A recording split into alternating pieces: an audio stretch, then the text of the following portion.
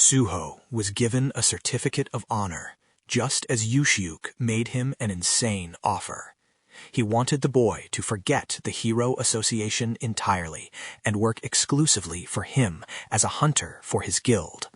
He reminded Suho that the role of a hero was a boring one, filled with tons of responsibilities that 𝐤𝐢𝐥 himself couldn't care less about. However, the confident young man flatly refused his offer, content with his choice to become a hero.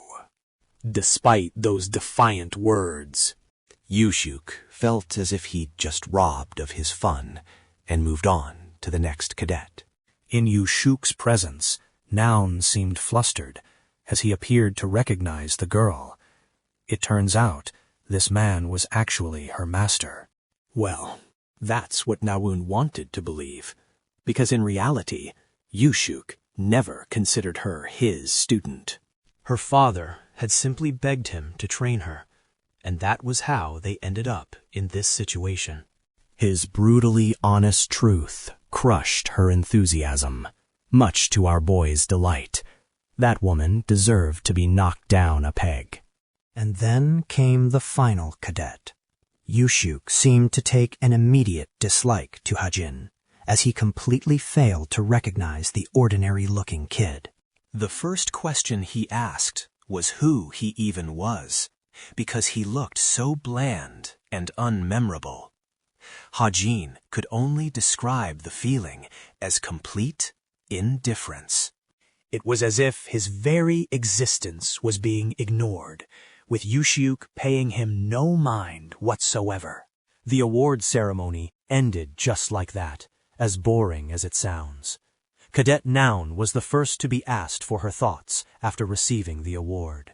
Well, after the ceremony, our boy was happier than ever. He had just received a whopping 15 million in prize money for slaying the demon. This was a godsend, as he needed every bit of it to cover his $300,000 debt.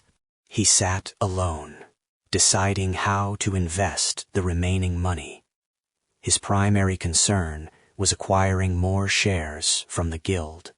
Meanwhile, he was dying to check out the new features his laptop received after that painful update. Upon opening his laptop, he was greeted by a message detailing the updated functions. The first was the stigma he had received. The second was internet activation. And finally, the Book of Truth was added to his observation and reading skill. The stigma was related to what happened to his left arm, but there was almost no description for it. It only told him that he could wield magic whenever he needed to. Despite what it said, Hajin was struggling to figure out how to even activate his new ability. Just as he was thinking about activation, the stigma formed an emblem on his arm, signaling it was about to power up. Fearing he might blow something up right there, Hajin decided to take this risk back to his dorm, where no one could see him. After all, it would be a huge pain if someone found out about him. The second update was about internet activation. Hajin moved the cursor over the button and clicked it. After a moment's pause, the screen redirected him to a variety of different websites, like Law Abiding Spirit, Violent Bone Screen, and Jeremiah's Sword. Not only did he get free access to regular sites, but he also gained entry to otherwise restricted ones. Of all the sites he saw, the most important was Violet Banquet, which held everything he could possibly need. This was the most famous members-only site, acting as a hub for exchanging vital information, reward weapons, requests, and so much more. Only a handful of heroes don't use this website. Because of this, the government turns a blind eye to its shady dealings. There's an insane access fee just to enter the site. In our boy's case, all he had to do was spend 200 of his precious story points. He makes the transaction and creates a temporary account. Just as he's about to connect to a specific page, someone calls out to him. It's the beautiful 𝐢𝐿𝐥𝐥𝐄𝐡, the very same vice leader who spotted him. She knows that Hajin is aware of her identity, and she remembers he was the one who vanished from the ceremony earlier. She came here specifically to give him a business card for her guild, the Sacred Grace of God. This was no ordinary offer. Even Hajin believed that receiving this card was a massive achievement in itself. Sunga had a list of critical questions for him, so she sat down, wondering if he would be willing to answer. Of course, Hajin suspected she was interested in recruiting him. She sat down and asked if he was ready to answer her questions. On camera, Sunga always appears to be the kindest person alive. But in reality, she has a completely different side. She looks down on even the most exceptional talents. She's only interested in the absolute best, acting with cold efficiency and discarding anyone she deems unnecessary. That is the true personality of Vice Guildmaster Yu Sunga. Forging a connection with her at this stage would be a game changer for Hajin's future success. So, before she could even begin, our boy cuts her off, coldly declaring he has nothing new to say to her. Faced with this stunning rejection, Sunga desperately tries to clear the air. She wanted to make it clear that she was the one showing special interest in him, reminding him that she is the vice leader of Korea's top guild. Hajin seemed to acknowledge her rank, but he brushed it aside, knowing she was here for personal reasons. He was certain Sunga was only here because she had reviewed the footage of him using a light attribute shot. It wasn't that she genuinely wanted to recruit him right now. Instead, she wanted to satisfy her own idle curiosity with a barrage of questions. That's why our guy is playing hard to get, making it seem like he holds all the cards. By doing this, he could manipulate her emotions and finally gain her genuine interest instead of the fleeting curiosity she felt now. He makes a final power move, declaring he's leaving immediately, which leaves Sunga utterly speechless. Turning back to his stigma's potential, he discovered more information on how to use it. When his total story points cross a certain threshold, his perception stat would level up, and another stroke would be added to his stigma. It also specified that Hajin could activate its power whenever he desired, and after a single use, it would recharge over a 24-hour period. To test his newest ability, Hajin focused on creating a dagger with his magic. Suddenly, the stigma manifested a mythical blade from thin air. The dagger was real. As Hajin moved it, he could feel it was battle-ready. The problem with magic is that it's a stat heavily influenced by one's innate talent and knowledge. Since Hajin appeared in this world with no background to speak of, he naturally assumed he'd be unable to use magic, but he was thrilled to have found his own way through the power of his stigma. The last thing he wanted to test was the Book of Truth. It was supposed to enhance his existing observation and reading skills. Hajin thought for a moment and decided to call out the ability's name. This ability activated his stigma once more, materializing a book that contained all truth. The book's mystical energy allowed Hajin to find the answer to any question as long as it was within its magical scope. How insane is that? Even the author had to pause for a second, to process what he just read, to check if it was lying to him. He asked about his height. It turns out our boy is a short king, standing at 174 centimeters, or just over 5'8" in freedom units. Using the Book of Truth consumes one story point for every question asked. Suddenly, Hajin's smartwatch began beeping frantically. It was a sudden emergency alert from the school. A group message appeared from someone asking for a student's location. Seeing this red emergency notification, our boy wondered what this was all about. He thought that this might be the trigger for the second major incident destined to happen in the main story. The serial disappearance of Cube's cadets. This arc would involve 6 cadets vanishing without a trace. The culprit responsible for this was meticulous, covering their tracks and leaving not a single clue behind.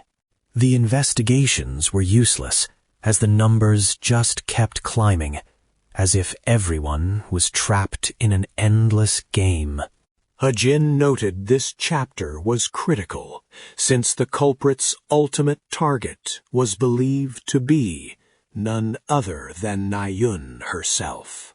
And now, even Hajin knew things would get messy if the co-author interfered and altered the story, potentially threatening to eliminate a main character, just like in the museum incident.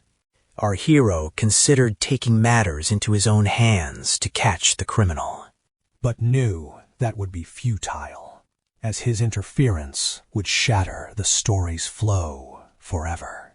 All he could do for now was simply wait and watch the story unfold.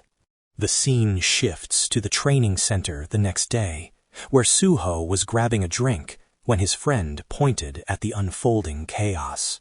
While Hajin was struggling to train and build his strength, a pack of goons arrived to mock and disrupt his session, calling him a failure for being unable to lift a simple dumbbell.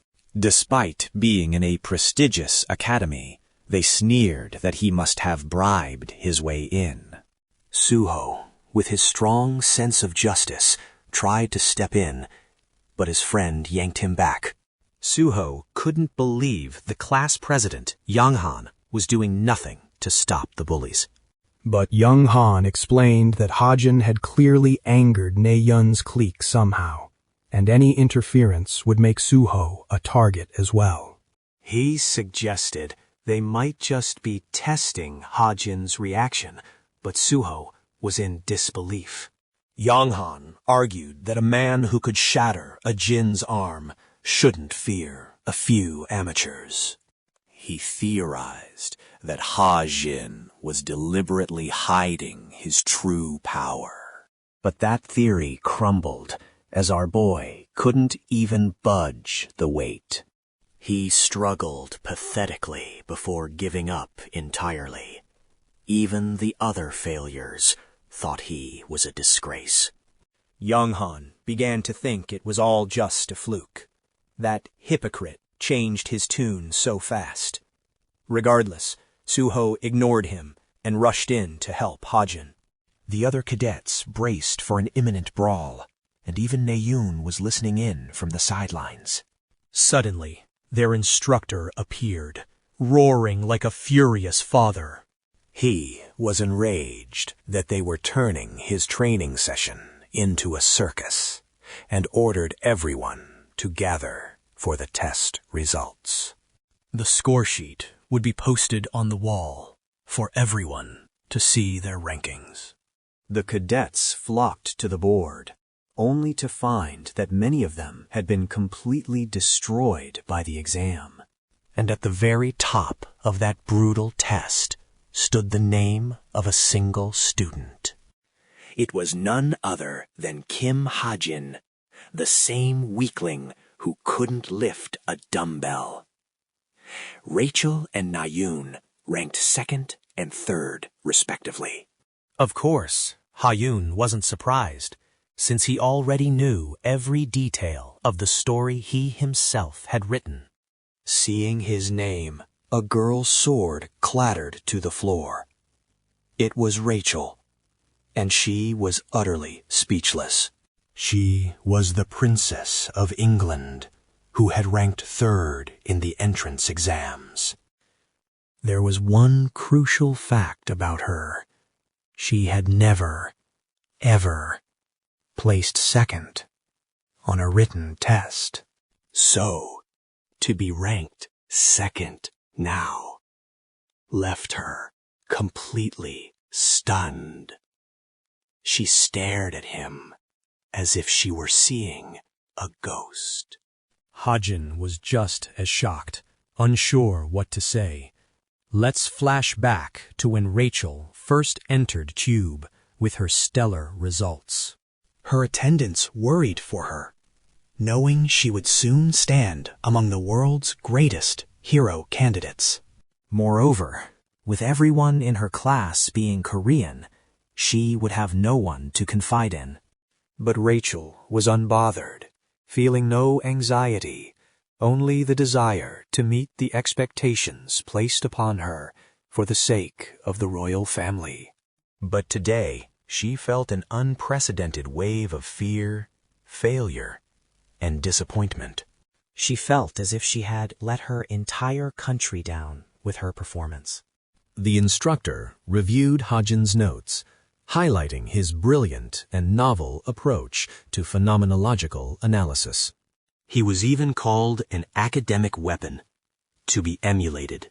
Now, Rachel knew that phenomenology was no easy subject to master.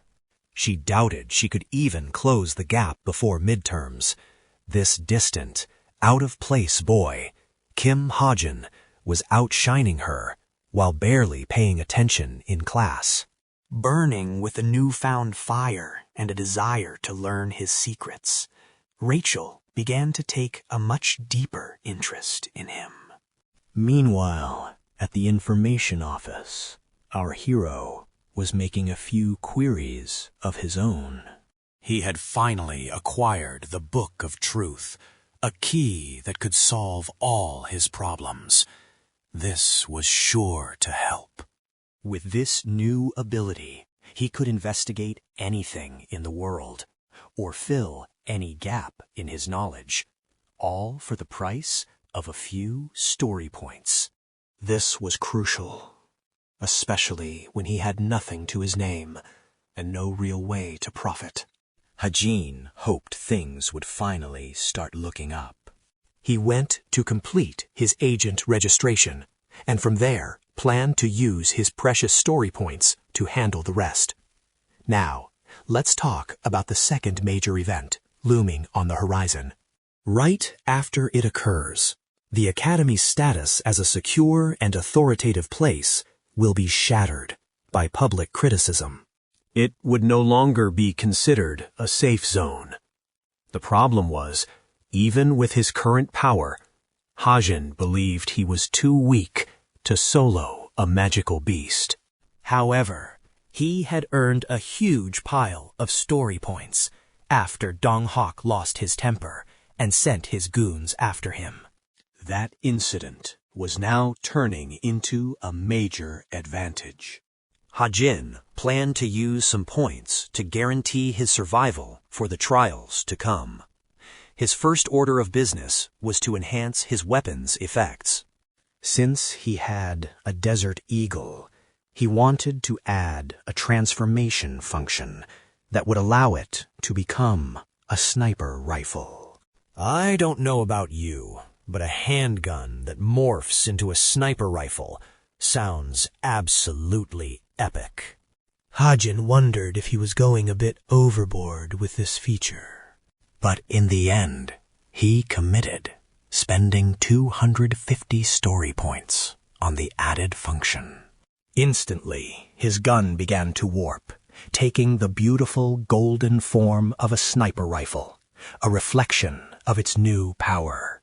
Even he was impressed, but he thought it was far too flashy for a firearm and would attract way too much attention.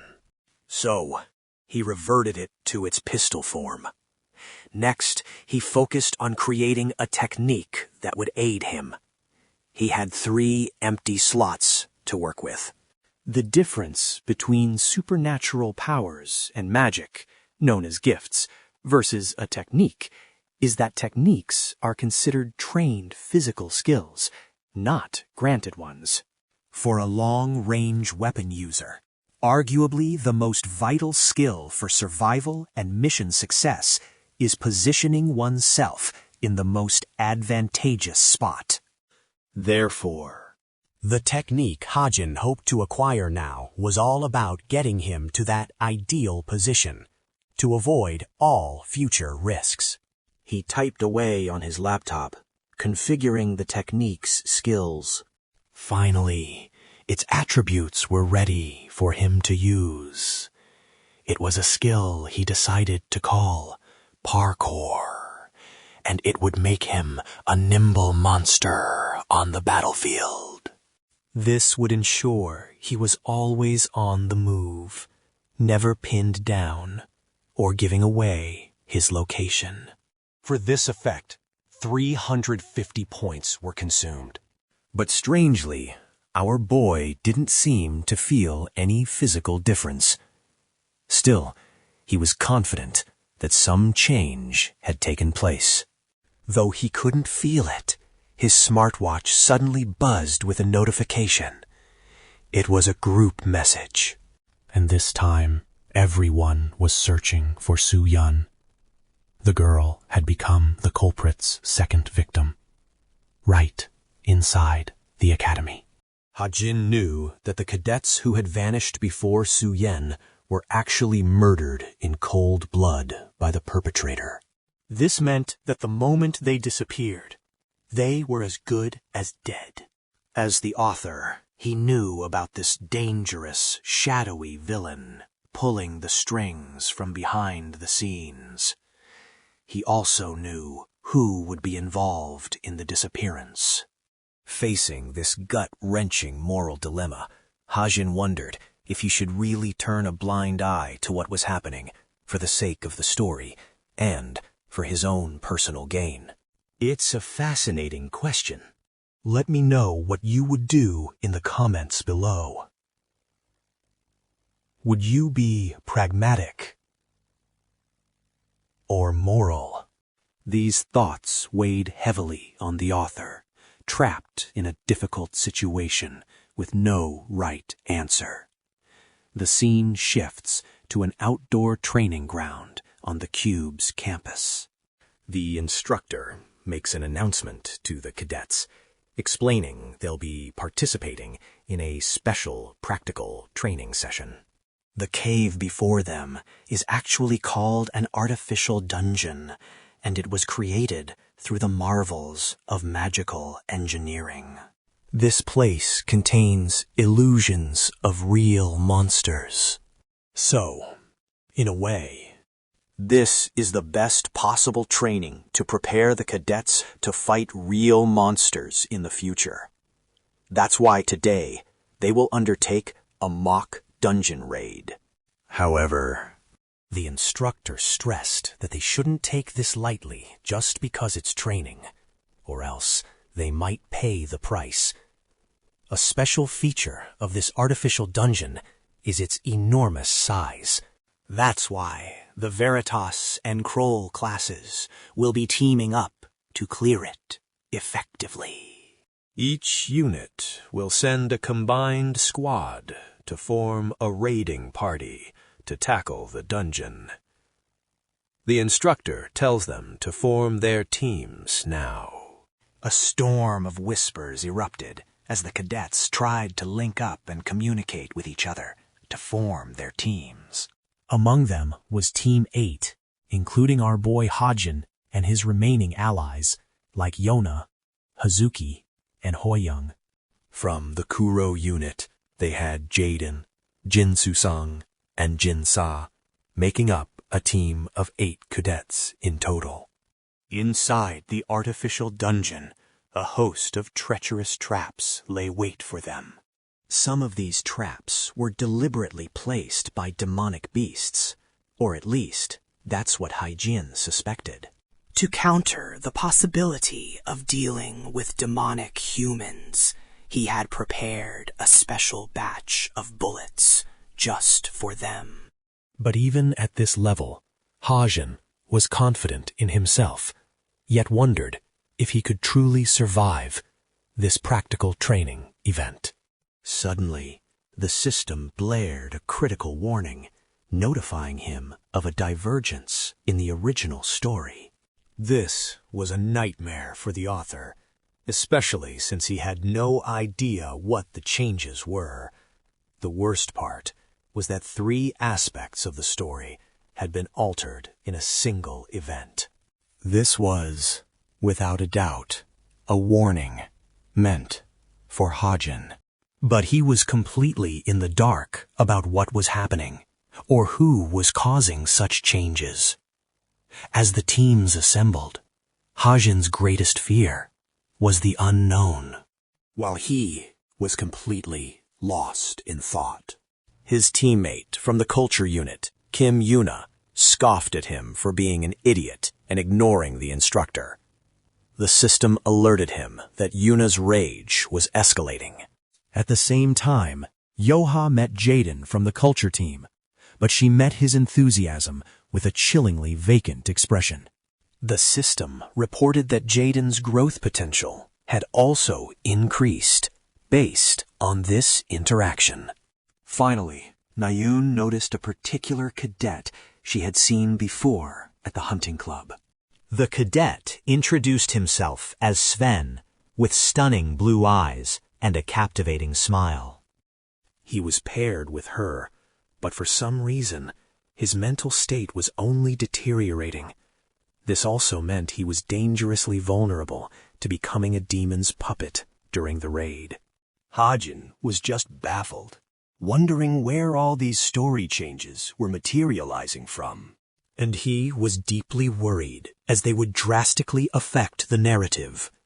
The author narrowed his focus on 2 characters he needed to watch closely. The first was Jaden from Team 8, who was supposed to be a thug-like character with a bully's disposition. And although he possessed the qualities of a skilled cadet, what truly disturbed Hajin was the growth potential points he had received from an unknown source. Jaden politely introduced the rest of his team, Jingu, Sujun, and Jin Sha. On Yoha's side, she did the same, but she kept misremembering our main character's name, much to his irritation. It was almost comical, as if she was calling him Lei Hajin just to provoke him. Returning to his thoughts, Hajin focused on what he should do about his second person of interest. This guy, Sven, was actually on a government scholarship, considered an elite hero candidate from Germany. There was just one crucial detail to note about this guy. He was hopelessly infatuated with Nayun. Is it just me, or is everyone in love with Nayun? Someone needs to check if she signed a contract with a succubus demon. Anyway, just like the other international students at the academy, Sven arrived with the goal of achieving glory and rising to the peak of success. But that remained an unfulfilled dream for him, especially when main character level talents like Nayun, Suo, and even Yoha were the protagonists. Witnessing their extraordinary and brilliant abilities, Sven lost his way, and his spirit began to crumble.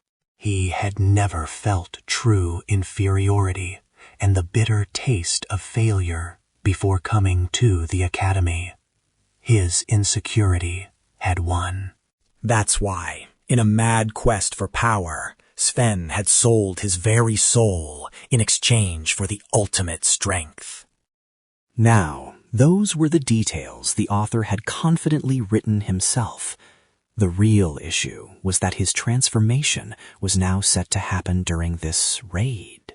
It had been pushed up far earlier in the timeline, and while he hoped it wouldn't have a major impact, Hajin was still on edge.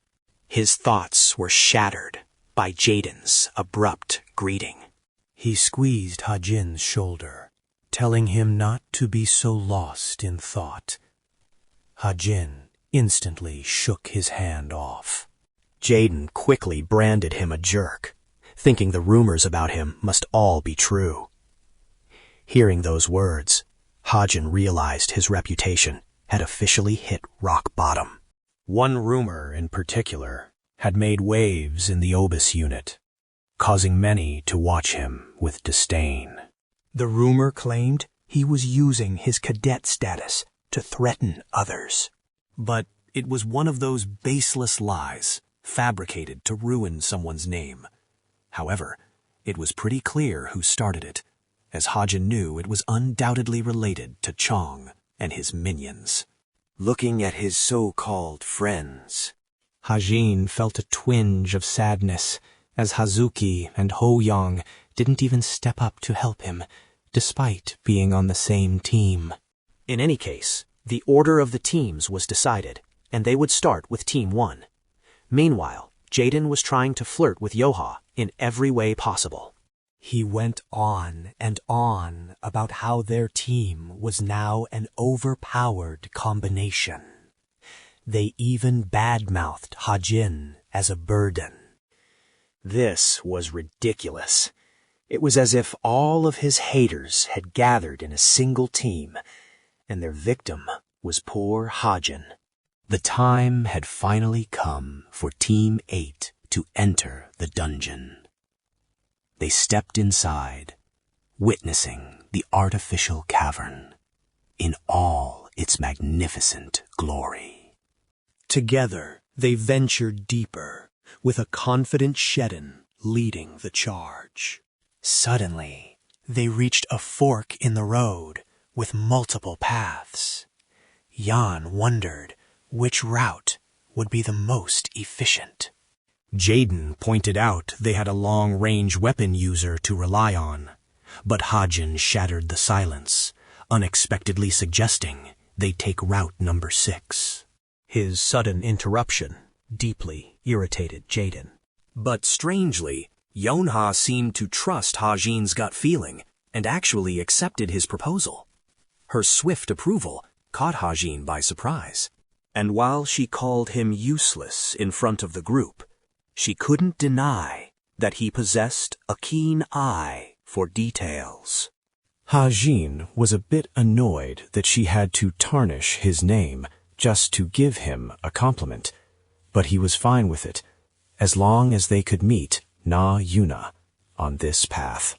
The problem with Sven was his potential to forge a pact with the demon lurking within the cave.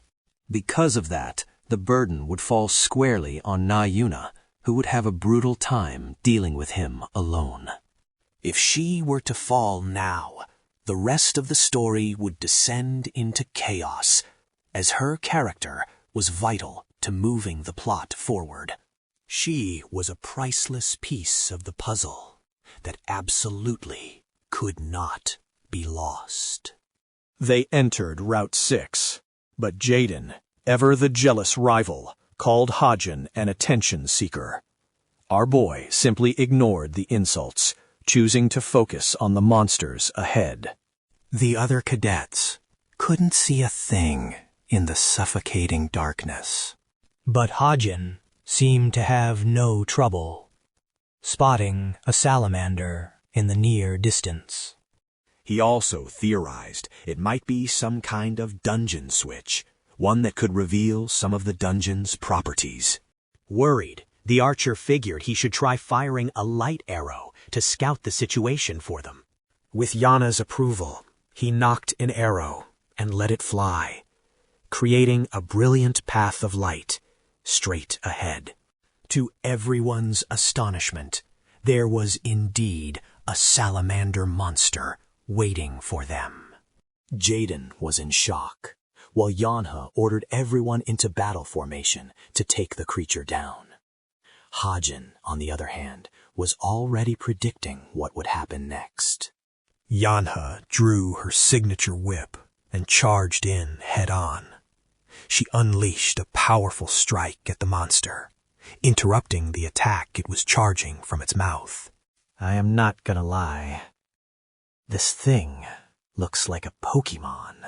With its mouth sealed, Hazuki and the other melee fighters rushed in to crush the monster with their powerful strikes.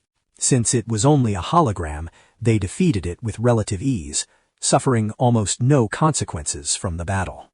𝐤𝐿𝐻 heard a rumbling sound and realized the dungeon was transforming after the monster's defeat. Hajin observed the current emanating from her whip. He was impressed. She had already tapped into her pre-awakening power. Just as they prepared to move, Hajin tripped on a pebble and fell backward, right on top of 𝐤𝐿𝐻.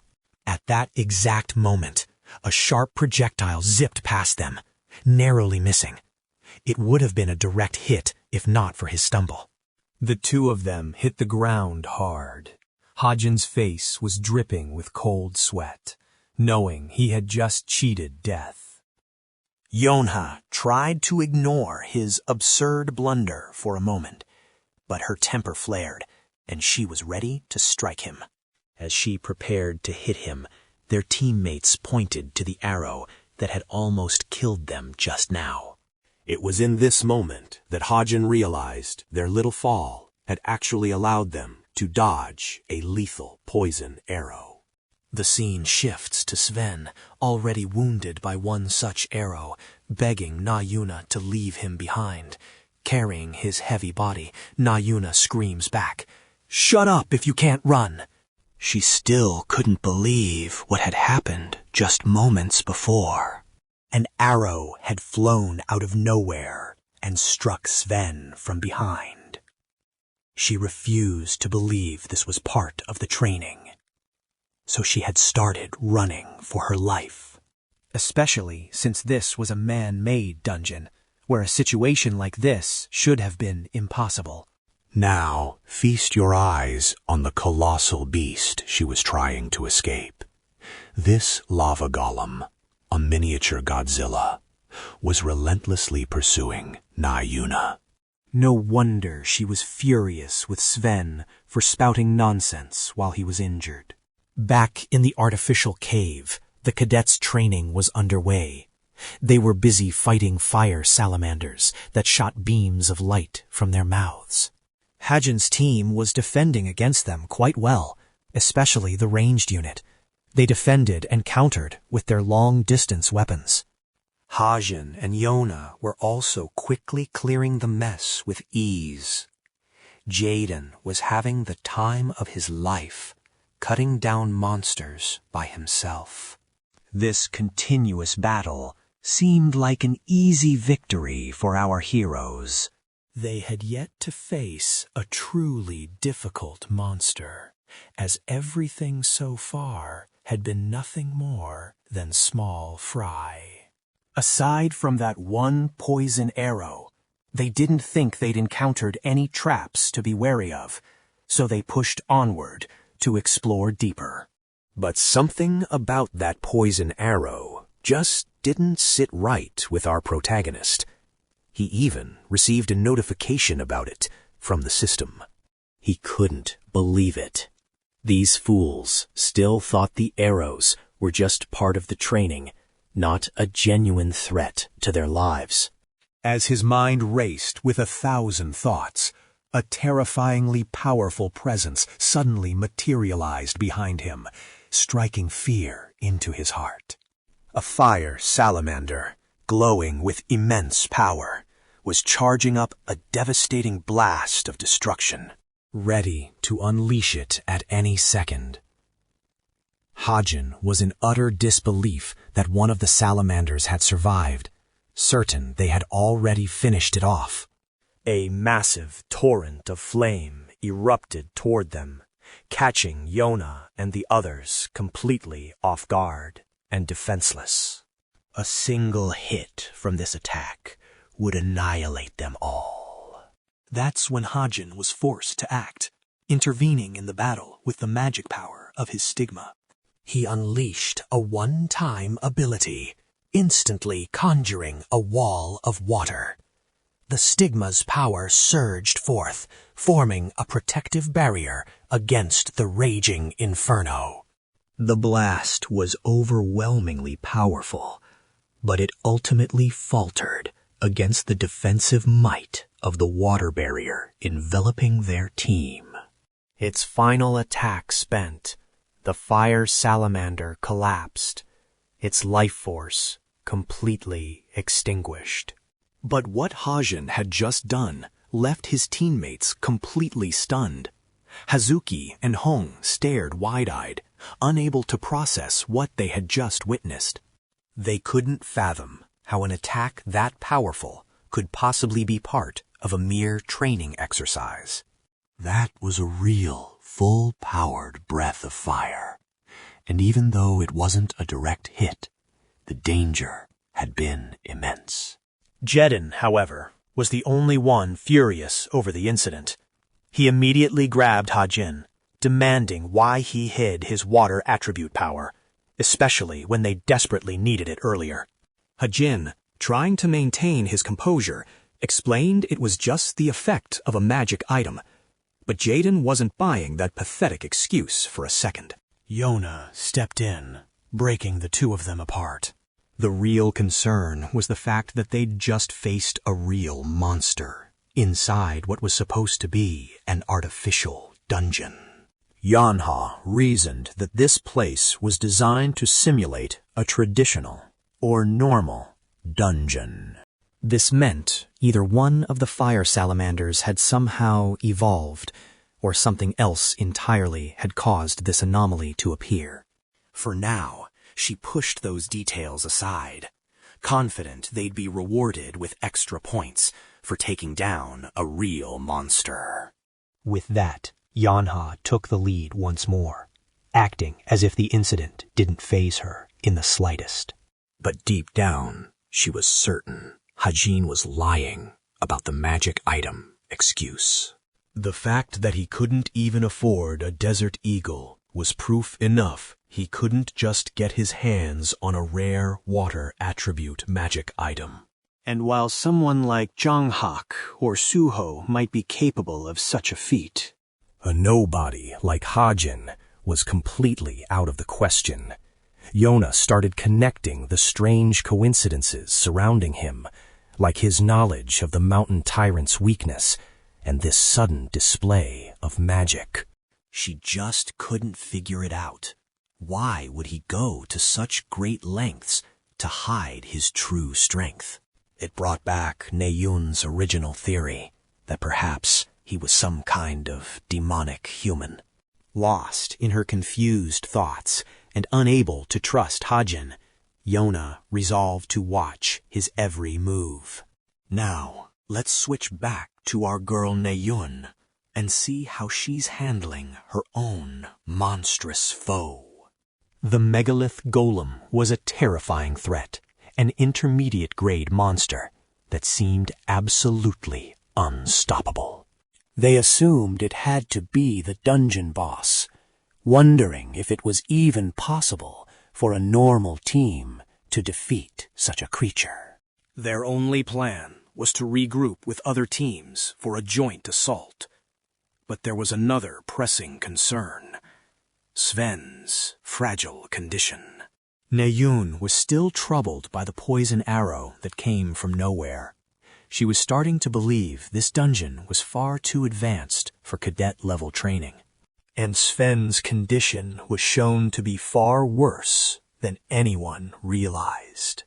He felt like a burden for failing his team, and with every passing moment, his mental state crumbled. Depressing thoughts flooded his mind, making him doubt his own abilities. He was tormented from within until a voice decided to prey upon his moment of weakness. The voice whispered to him, asking if he desired power, especially after suffering for so long. It promised to grant him exactly what he wanted, the power he had always dreamed of.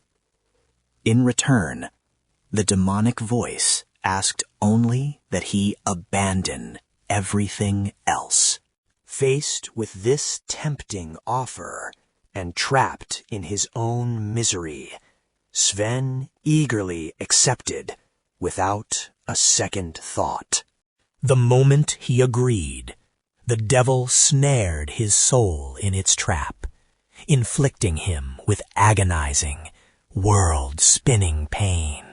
He let out a blood-curdling scream as his body collapsed from the torment. Nayeon rushed to his side, calling to her teammates, but his cries of agony had attracted their ugly golem to their location.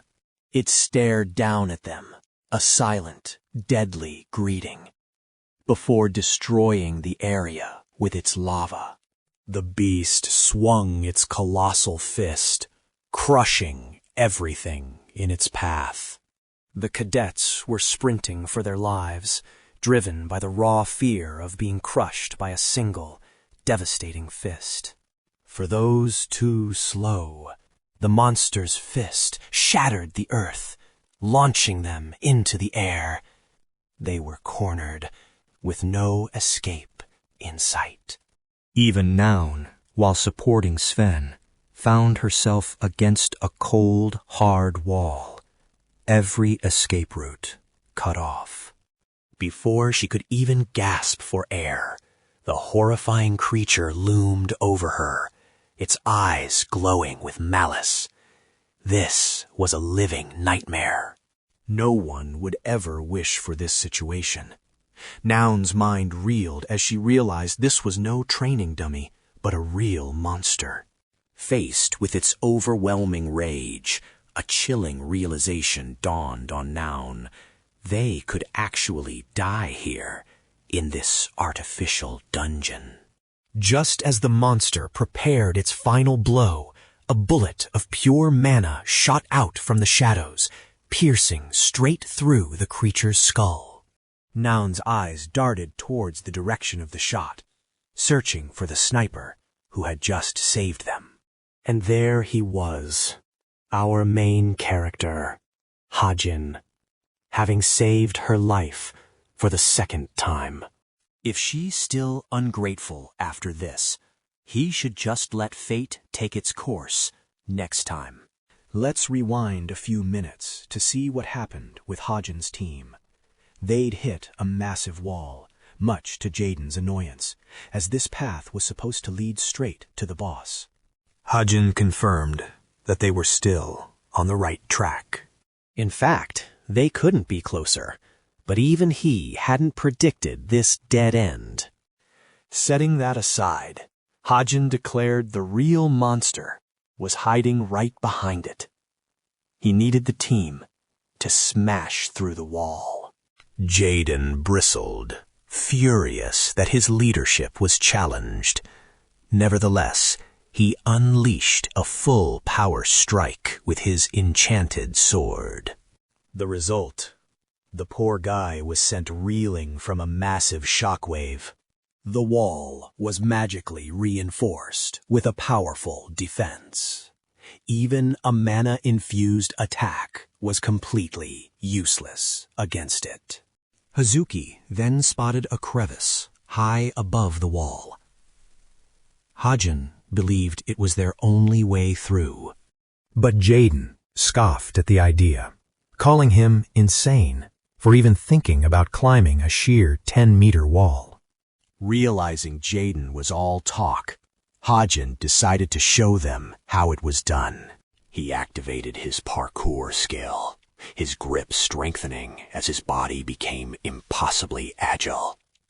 In a flash, he twisted and launched himself upwards, Scaling the wall like a seasoned pro until he reached the top. Without a second glance at the team, he pressed forward alone. Just then, a massive explosion echoed from the other side. The dungeon was shifting once again, an unforeseen variable in their plan. Jaden was clueless about what was happening, but the terrifying truth was that a colossal lava golem had awakened and was on a rampage. This brings us back to Hajin arriving just in time to save Naun. He was intrigued to find that the stun effect from his bullet had no lasting effect on a creature of this immense size. He screamed for Naun to run while she had the chance. But his warning came too late. The towering monster had already found its newest target. The color drained from our hero's face. Suddenly, being the center of attention wasn't such a great thing, after all. Instantly, the rest of the team sprang into action, surrounding the lava golem and attacking from all sides. But despite their fierce barrage, not a single attack even scratched the molten beast. It stood there, an untouchable mountain of fire. Seeing her team arrive, Naun's hope surged as she began preparing a single powerful arrow. She yelled for them to buy her some time while she focused all her power into the shot. Just as they were about to be overwhelmed, Sven appeared from the shadows, making his own dramatic entrance. He kept the monster distracted, allowing Naun to gather even more power. Recalling her last fight, she swore this time would be different. And then Naun unleashed her arrow of destruction. Upon impact, it completely obliterated the monster's face. The golem's lifeless husk crashed to the ground, molten lava pouring from its head. The cadets couldn't believe it. They had actually defeated such a ferocious monster with their combined strength. Some were already dreaming of the huge point reward they'd receive. Naun and Sven finally regrouped with them. The others were in shock at the sheer power of Naun's finishing blow. But Hajin wasn't focused on them. His attention was solely on Sven. He still hadn't transformed into a villain at this stage. This was a clear deviation from the original story. A change that would undoubtedly cause ripples in the future. His transformation was inevitable, especially after the demonic pact he'd made in this very cave. Things were about to get complicated. It was no longer a question of if he would turn on them, but when.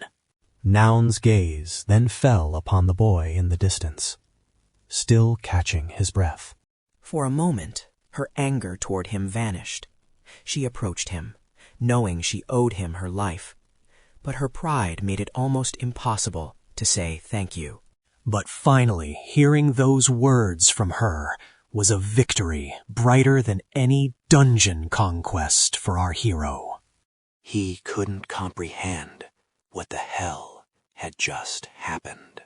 Stunned, he asked her to repeat himself, which only annoyed her more as she snapped that she wouldn't say it again.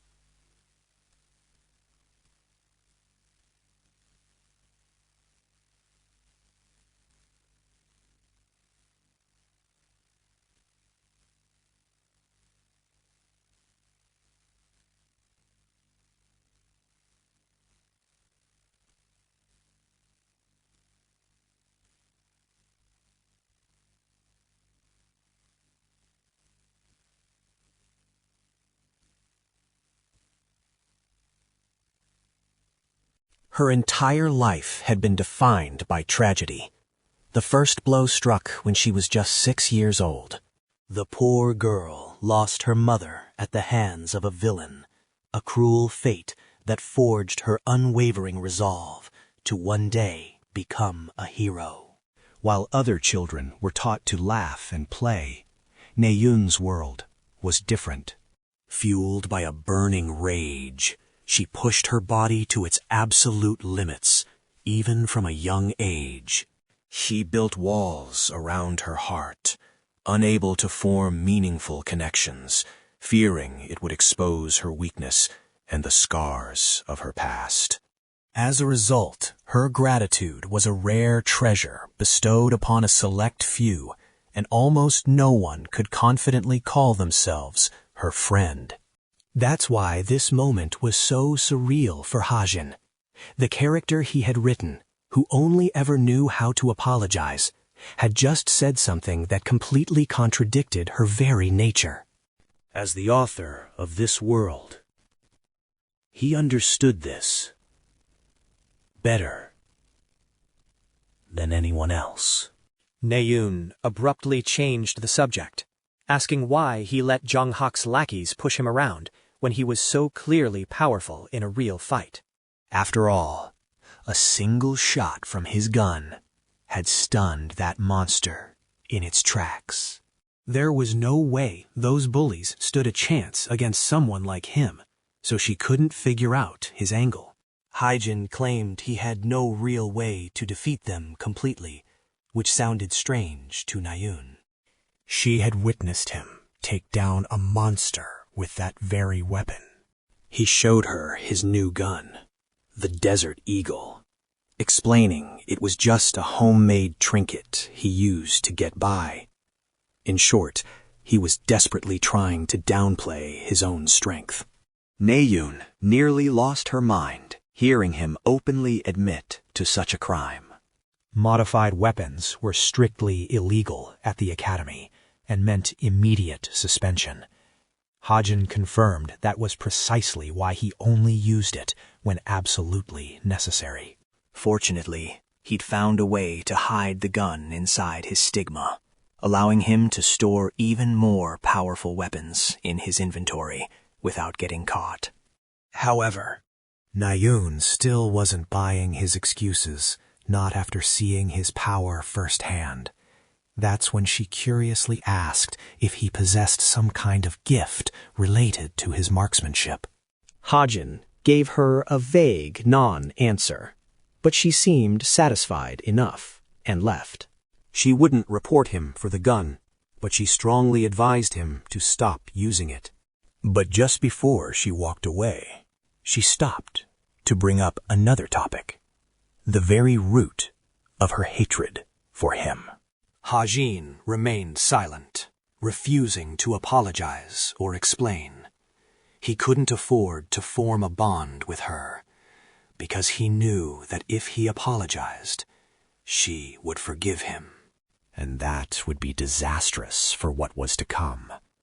After all, this man was secretly plotting to assassinate her brother. He couldn't shatter her spirit by befriending her now, only to betray her later. His target was locked. Kill Chae Jin-yoon, no matter the cost. When 𝐤𝐢𝐿 returned to her group, they were all eager to know if she'd actually made friends with him. She quickly denied it. But Sven's chilling expression suggested he saw something more. Suddenly, an announcement echoed through the dungeon. The training exercise was immediately suspended. All cadets were ordered to evacuate at once. Talk about a late response. If it weren't for Hajin, they would have been collecting bodies. Now, a whole host of problems from the raid exercise were coming to light. First, all the surveillance cameras had been shut down right after the exercise began.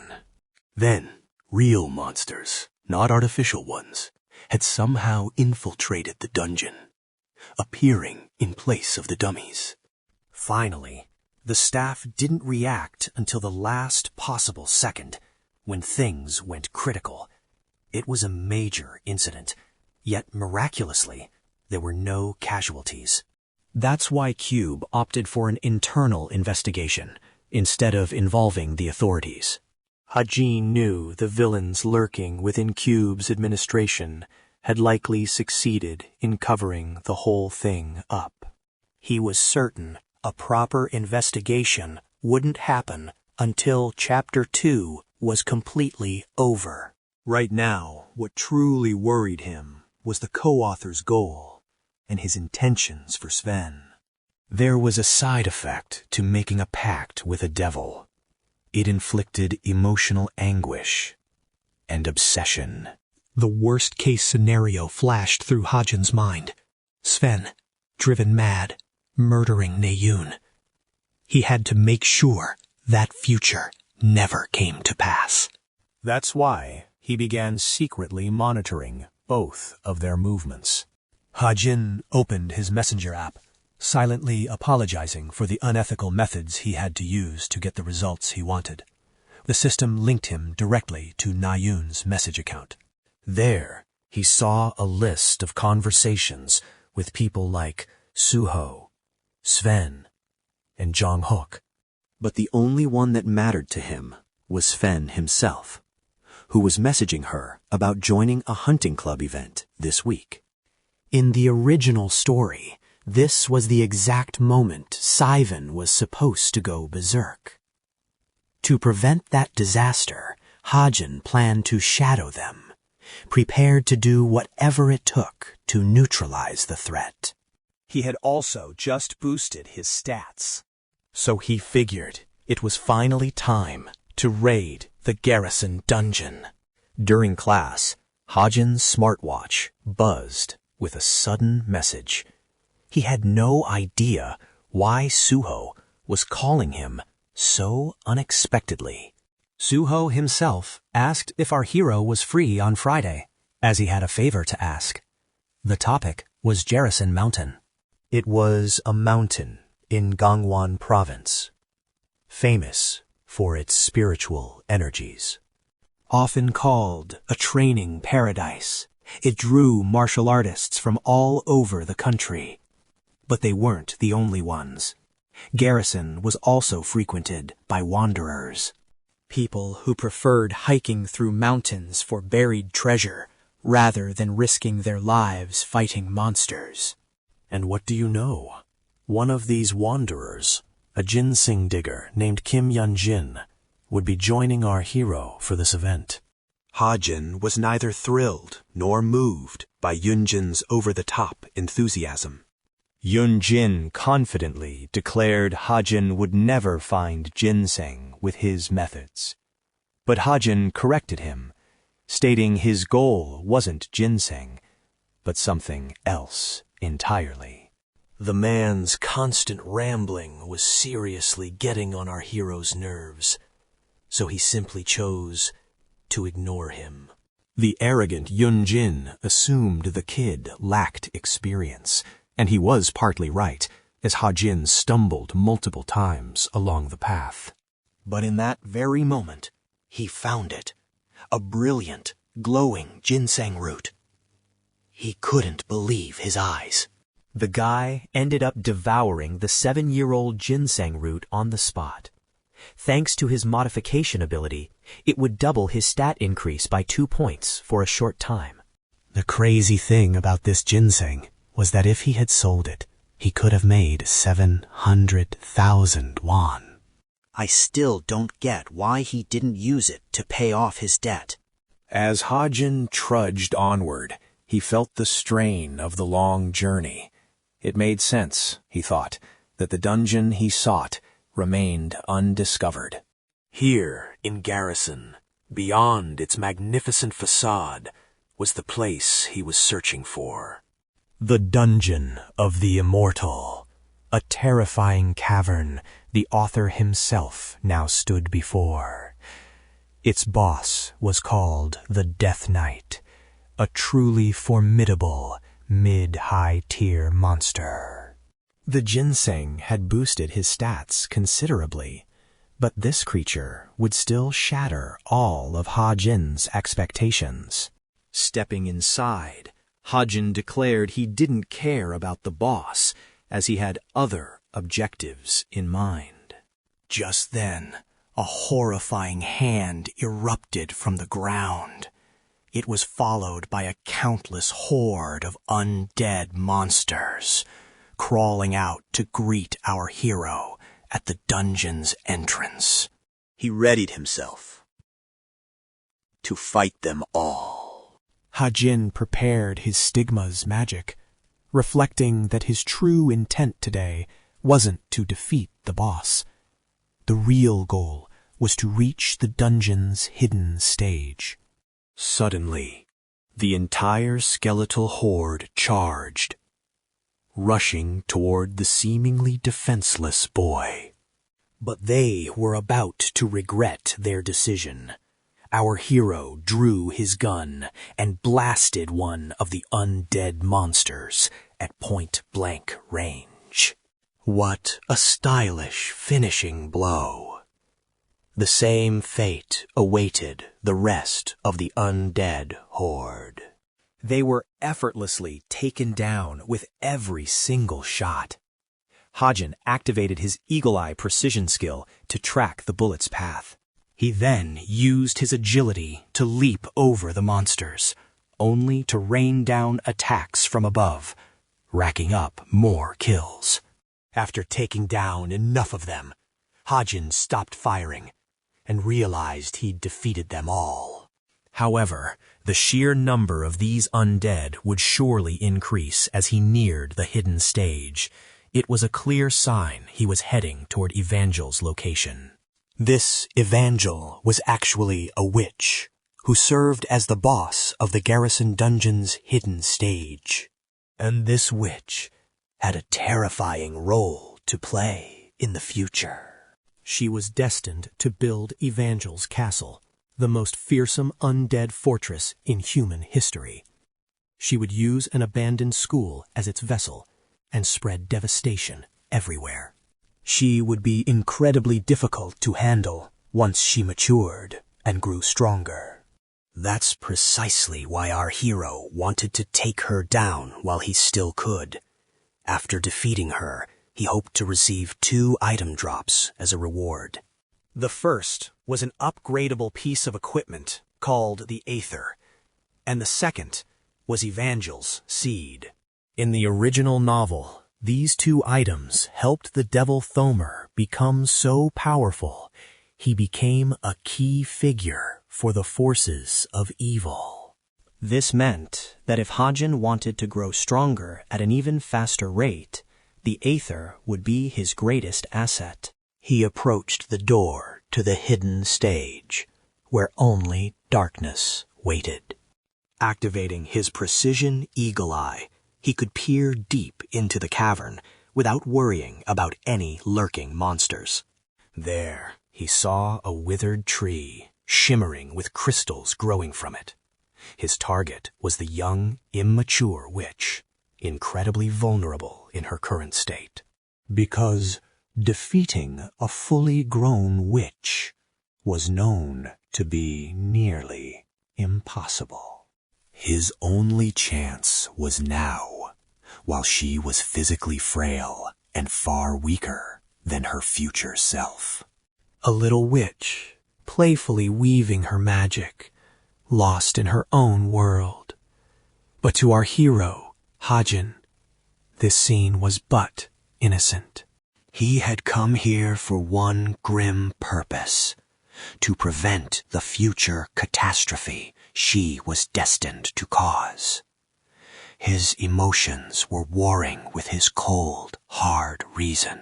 As her creator, he accepted the full weight of this burden, steeling his resolve to end her life.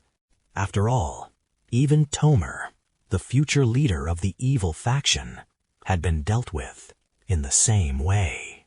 Closing the distance, Hajin reminded himself that this little witch was nothing more than a product of his own creation. He was the reason she existed, and he would be the reason she died.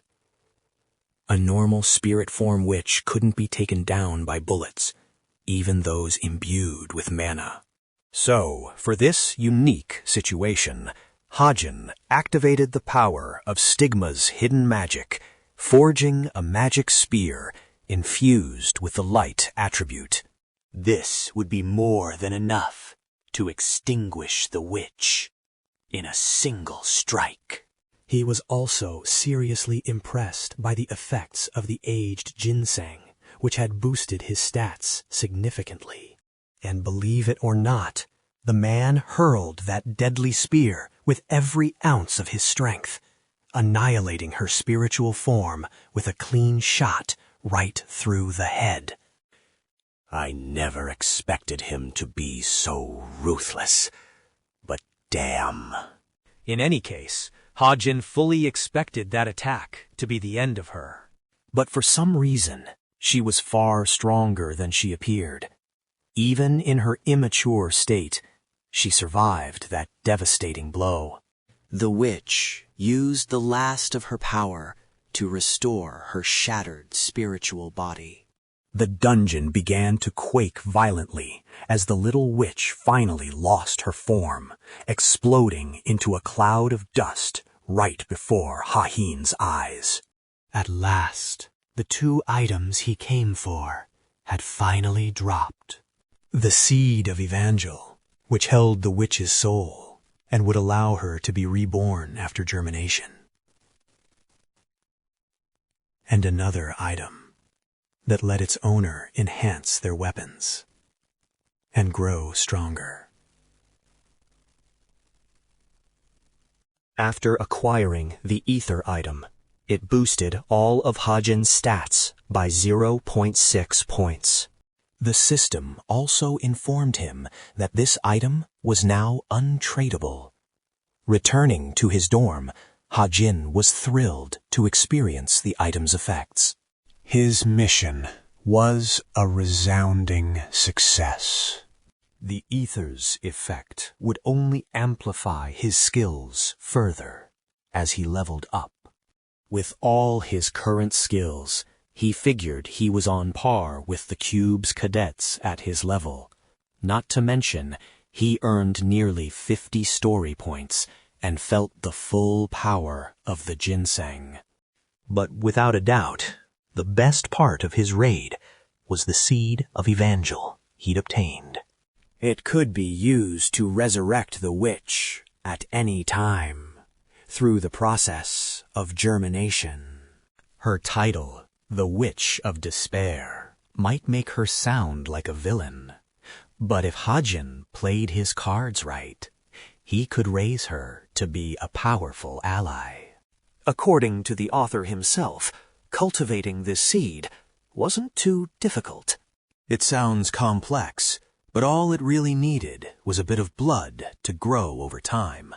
The witch's personality would be determined by the blood of the provider.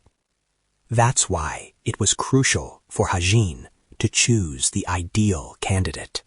Our boy considered asking Suho and Rachel, hoping the witch would develop a kind personality.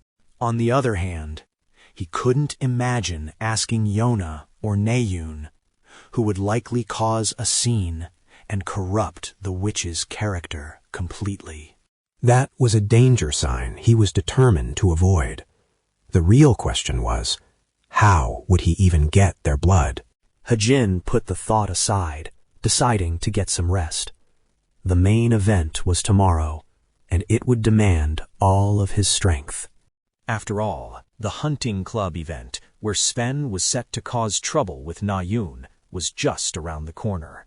The next day, at the Bayakpa Mineral Spring, a group of cube cadets buzzed with excitement for their first field orientation. A girl stood before the cadets, giving a final briefing on the club's activities. Hajin was part of this group, listening intently. The girl explained that the Leonidas Hunting Club would proceed with their hunt as usual, but she reminded them This wasn't just a hobby. It was a solemn responsibility, aiding the public and the people of the province. While this was happening, Hajin was sweating bullets. He had no idea what was about to unfold, or how events might twist and change. All he knew was the simple outline from his original novel. Sivan's rage toward 𝐢𝐿 would leave her severely injured, while Sivan himself would be killed in the battle. Hajin had written the story this way to allow Suho to grow closer to 𝐢𝐿 by taking care of her. The truly interesting part was that while everyone was focused on 𝐢𝐿 as the target, the defenseless Yona would become the true victim of the Jinn. Hajin was extremely cautious and utterly horrified by this outcome, as it was a huge deviation from the original plot he created for the character Sivan. Although he possessed a sliver of demonic power at his current level, he had yet to unlock his full transformation state. Hajin hoped for the perfect storm. If Sven unleashed his fury right here, it would be the ideal chance to take him down with everyone else as a witness. His gaze remained locked onto Sven. But 𝐢𝐿 grew annoyed by the intense stare. She had no idea his eyes were actually tracking Sven's ever-sinister move. An unsettling thought then crossed her mind. Could this guy possibly have a crush on her? The irony was palpable. Even Sven, now an object of suspicion, had warned her to be careful around Hajin. But 𝐢𝐿 had dismissed his warning as a joke. After all, what kind of threat could this boy possibly pose to her? Sven clarified his warning, mentioning the recent string of disappearances and hinting that our boy Hajin might be involved. However, 𝐢𝐿 had already developed a certain trust in him. She believed he was innocent, not the kind of person to commit such acts. The hunt began. Sven and 𝐢𝐿 forged ahead, while Hajin trailed closely behind, his eyes never leaving them, ready for any sudden moves. Time passed deep within the forest, where the life of an innocent deer was extinguished by a cruel, demonic force. This brutal demon was none other than the scoundrel Sven, testing the limits of his newly acquired dark powers. He dropped the carcass the moment he heard 𝐢𝐿's voice. She had made a kill of her own, but was absolutely stunned to see he had hunted far more than her with such impossible speed. The guy just stood there like some innocent weirdo, while she remained completely oblivious to the monster standing beside her. Sven declared his victory in their little hunting competition, and as per their agreement, he could now ask for anything his heart desired. But when the moment came to state his wish, he fumbled his words, awkwardly trying to ask her out on a date. As this cringe-worthy scene unfolded, our boy Hajin watched them both with razor-sharp focus. He knew this was where the real trouble would begin. The demon Sven had contracted with was known as a succubus, a demon of carnal desire. And so, anyone who becomes its puppet is relentlessly tormented by their own amplified lust. This was why Sven couldn't control himself now. Still, he tried to man up and finally spit out the words. He wanted 𝐢𝐿 to be his girlfriend. Hearing this, the girl froze on the spot, utterly speechless. Her stunned and confused reaction made him wonder, was she actually about to reject him? 𝐢𝐿 confirmed his fears, explaining she couldn't imagine dating someone she had only known for a short while.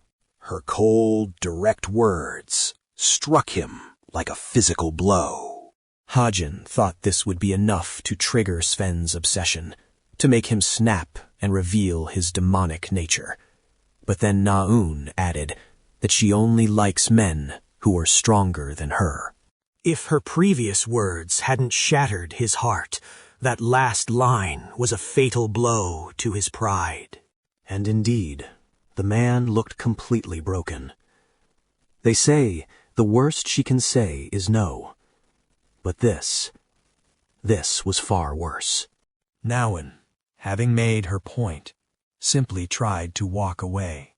But Sven didn't seem to get the message, asking if all he needed to do was prove he was stronger than her. A chill ran down her spine at his creepy words. In an instant, a demonic hand lunged for her. Sven smashed the very ground where she had been standing. He moved as if possessed by a feral beast, transformed into this monstrous new form. But the reason our girl survived that devastating assault was because Hajin had intervened, amplifying her defensive shield with his own special equipment. Just as he turned to ask if she was okay, Sven's claw pierced straight through him in one brutal strike. In that split second of horror, Na-eun frantically reached for her weapon. While Hajin struggled for every last breath in the demon's clutches, Na-eun instantly activated her condensed magic, severing one of the tendrils and demanding Sven release him. The man had gone completely insane, rambling on about how much he loved and obsessed over Na-eun.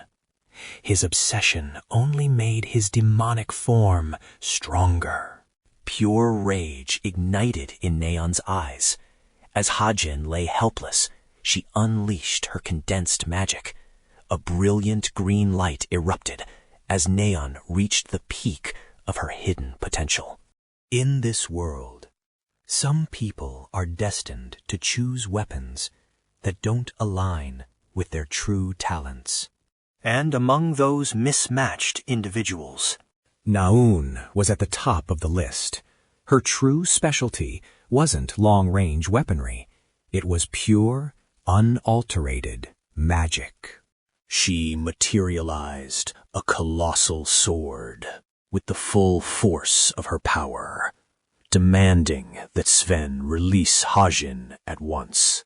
Na-eun charged forward, unleashing a world-shattering attack on the demon. The aftermath was nothing less than utter destruction, starting from where she stood. It tore the very ground apart, leaving even Na-eun herself in awe of her own power. Hajin couldn't believe what the hell he just witnessed. He thought to himself, did she just create a freaking lightsaber? Is she the last Jedi or something? She was just as confused as he was, with no idea what had just happened. More importantly, Na-eun was worried about him. Hajin insisted he was fine, but her condition was far more severe. That final, ultimate attack had completely drained every last drop of her strength. Her vision blurred, and the world gave way as she collapsed. Hajin rushed to her side in an instant. When she finally came to, she was mortified to find him carrying her. Overwhelmed with embarrassment, she demanded he put her down immediately. Hajin knew that was a terrible idea. He was just trying to help, but this girl was far too proud to accept it. He complied, letting her go, only for her legs to buckle beneath her. She crumbled to the ground once more. Horror washed over Na-eun. She didn't even have the strength to stand. It was as if she'd lost all control of her own body. He gave her a knowing look, asking if this was her first time experiencing mana exhaustion. From her shocked and breathless expression, Hajin confirmed his suspicion. she'd likely never even heard of the term before. He explained it's what happens when you burn every last drop of mana, leaving you utterly powerless. This meant she wouldn't be able to walk on her own for at least 2 days. Hajin teased her lightly, wondering aloud if he should just leave her there. With no other choice, 𝐖𝐢𝐭 reluctantly accepted his help and climbed onto his back. As they headed back, Hajin posed a question. Was she truly committed to the bow as her main weapon? He had witnessed something incredible during the battle. 𝐖𝐢𝐭 was confused by his words, but Hajin insisted she must have felt it too, a stirring of power from deep within. She had unlocked a new potential, a talent she never knew she possessed. With that magical power, she could annihilate hundreds of monsters and fiends with a single sweeping strike. In an all-out war, her power was nearly unstoppable with the talent she'd just awakened. It was this very gift that would one day earn her the title Supreme Ruler of the Battlefield. But to walk that path, she would have to abandon her precious bow, the weapon she had cherished since childhood. 𝐖𝐢𝐭 felt a surge of anger. How could he possibly know what was best for her? Hajin figured she'd stick with the bow for a while longer. He brought her near the portal, telling her she could make it the rest of the way herself. Helpless, she watched him turn to leave, even pleading for him to stay. But this guy was completely unfazed and just walked away. He wasn't some kind of simp. The next day, news of 𝐖𝐢𝐭's harrowing ordeal spread like wildfire through Cube. They had even learned the identity of the Jin's master. Hajin walked past the gossiping cadets, paying them no mind. He approached a door and opened it, revealing a gathering of the Academy's most prominent figures. There was 𝐢𝐭𝐡, and even the class president, 𝐁𝐢𝐥. All the key players were assembled in one place, and Hajin was now among them. Now, let's rewind to the day before 𝐖𝐢𝐭's incident. Suho had called our main character in on Friday because he needed to ask him a favor. When Hajin asked for details, Suho revealed his plan to investigate the recent string of missing cadets. The Academy had put him in charge of leading a special, student-led investigation team. To prevent outside interference, the Academy formed an internal task force, using students from every grade level to finally catch the culprit involved. The first-year representatives were all notable figures like Suho, 𝐁𝐢𝐥, and 𝐖𝐢𝐭. Suho added that while the Academy could have used its own team, they realized a more effective method. To catch a perpetrator hiding among the cadets was to use the students themselves. Hajin understood the logic, but he couldn't figure out why he was the one being asked to join. To his surprise, he learned that 𝐖𝐢𝐭 herself had personally requested he be added to the team. That's why Suho decided to approach him. And that's why Hajin ultimately went. Besides, it was a great chance to earn more story points. This was a good turn of events for him. Suho began to explain that they needed to brainstorm how to approach the case. He also wanted to present the theories everyone had so far. None of them believed the Jin incident involving 𝐖𝐢𝐭 was connected to their investigation. But just as Suho made that point, 𝐁𝐢𝐥 exploded with rage. Demanding to know if they were talking about the 𝐁𝐢𝐥, their very own classmate. Suho was confused by his outburst, but 𝐁𝐢𝐥 insisted she would be the next target. His proof? The fiend was taking orders through a jinn. That meant the jinn who had made a pact with the fiend's master would likely continue to hunt Nayun using its other puppets. Suho then asked if anyone else had a suspicious person they could add to their list. It would be a massive help. Now Hajin himself already knew exactly who was responsible for the disappearances. However, he was trying his best not to interfere with the story's original events. For that reason, he couldn't reveal the culprit's identity. This was critical, because in the original novel, 6 cadets had vanished without a trace over 2 months. But what was truly alarming was that in this current timeline, 3 cadets had already disappeared in just 2 weeks. This meant the plot was accelerating, and more students could fall victim to this monster. Facing this crisis, and remembering how he'd saved Naun, Hajin was forced to make a harrowing choice. While he wanted to let the story unfold at its own pace, doing so would place the people he cared about directly in harm's way. He refused to be a bystander to evil any longer. That's why Hajin's hand shot up, declaring he knew a prime suspect. He named the man, that scoundrel, Hun, the charismatic bastard and president of the study club. His sudden accusation plunged the room into a deathly silence. 𝐲𝐢 immediately refuted the claim, stating they'd already investigated the guy and found nothing. Jong-hak was especially scornful of the suggestion, scoffing at the idea that Hun was using mind control magic to lure his victims. Hajin countered that he didn't know about conventional magic, but his suspicion remained unshaken.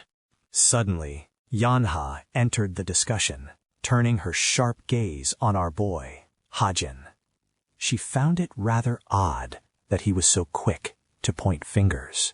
In fact, rather than the club president, Yanha believed Hajin himself was the most likely suspect. Hajin was completely stunned by her words. Let's rewind to the novel's beginning. Back when it was first created, Hajin felt the story needed a key side character for the protagonist. This character, he believed, was essential to support Suho with a strong personality and complex interests. Happily adding her to the story, the author Kim Ha-jin named this character Yu Yen-ha. And now we return to the present. Yen-ha pressed her point, countering that Hajin was the real demon hiding among them. Suho tried to defend our boy, explaining that Hajin had an alibi, having used a portal during the time of the incidents. Yana shot back that she was merely making baseless accusations, just as our boy had. She thought it was meaningless to name the club president like that, especially when Hun's alibi was even more solid than Hajin's. The author tried to regain control of the situation, but it had already spiraled. One of the other characters exploded, suggesting they all attack Hajin to see if he'd transform. The situation had turned perfectly in Jong-hak's favor. This was the moment he had been waiting for. Meanwhile, the color drained from Hajin's face, completely bewildered as to why all their suspicion had suddenly turned on him. He let out a bitter laugh, but instead of backing down, he roared at the other cadet, challenging him to make a move. If you really want a bullet in your head, I won't lie. I would actually enjoy it. I've got to say, I really love this side of him. Suho tried to de-escalate their argument, while Hajin insisted they just ask Naun to clear his name. He was about to mention that they were together at the portal, when Jong-hak suddenly hurled a basketball at him with full force. Enraged that Hajin had even said her name, Gonghak demanded to know why he dared to bring her up. Hajin argued that when she was attacked by the demon, the two of them had joined forces to defeat the monster. He even looked down on Gonghak and his cronies for being so blissfully unaware of the obvious details of the case. Gonghak completely lost his temper, while the class president tried to calm him down. It was absolute chaos among the story's main characters. Having cleared his name, Hajin prepared to leave.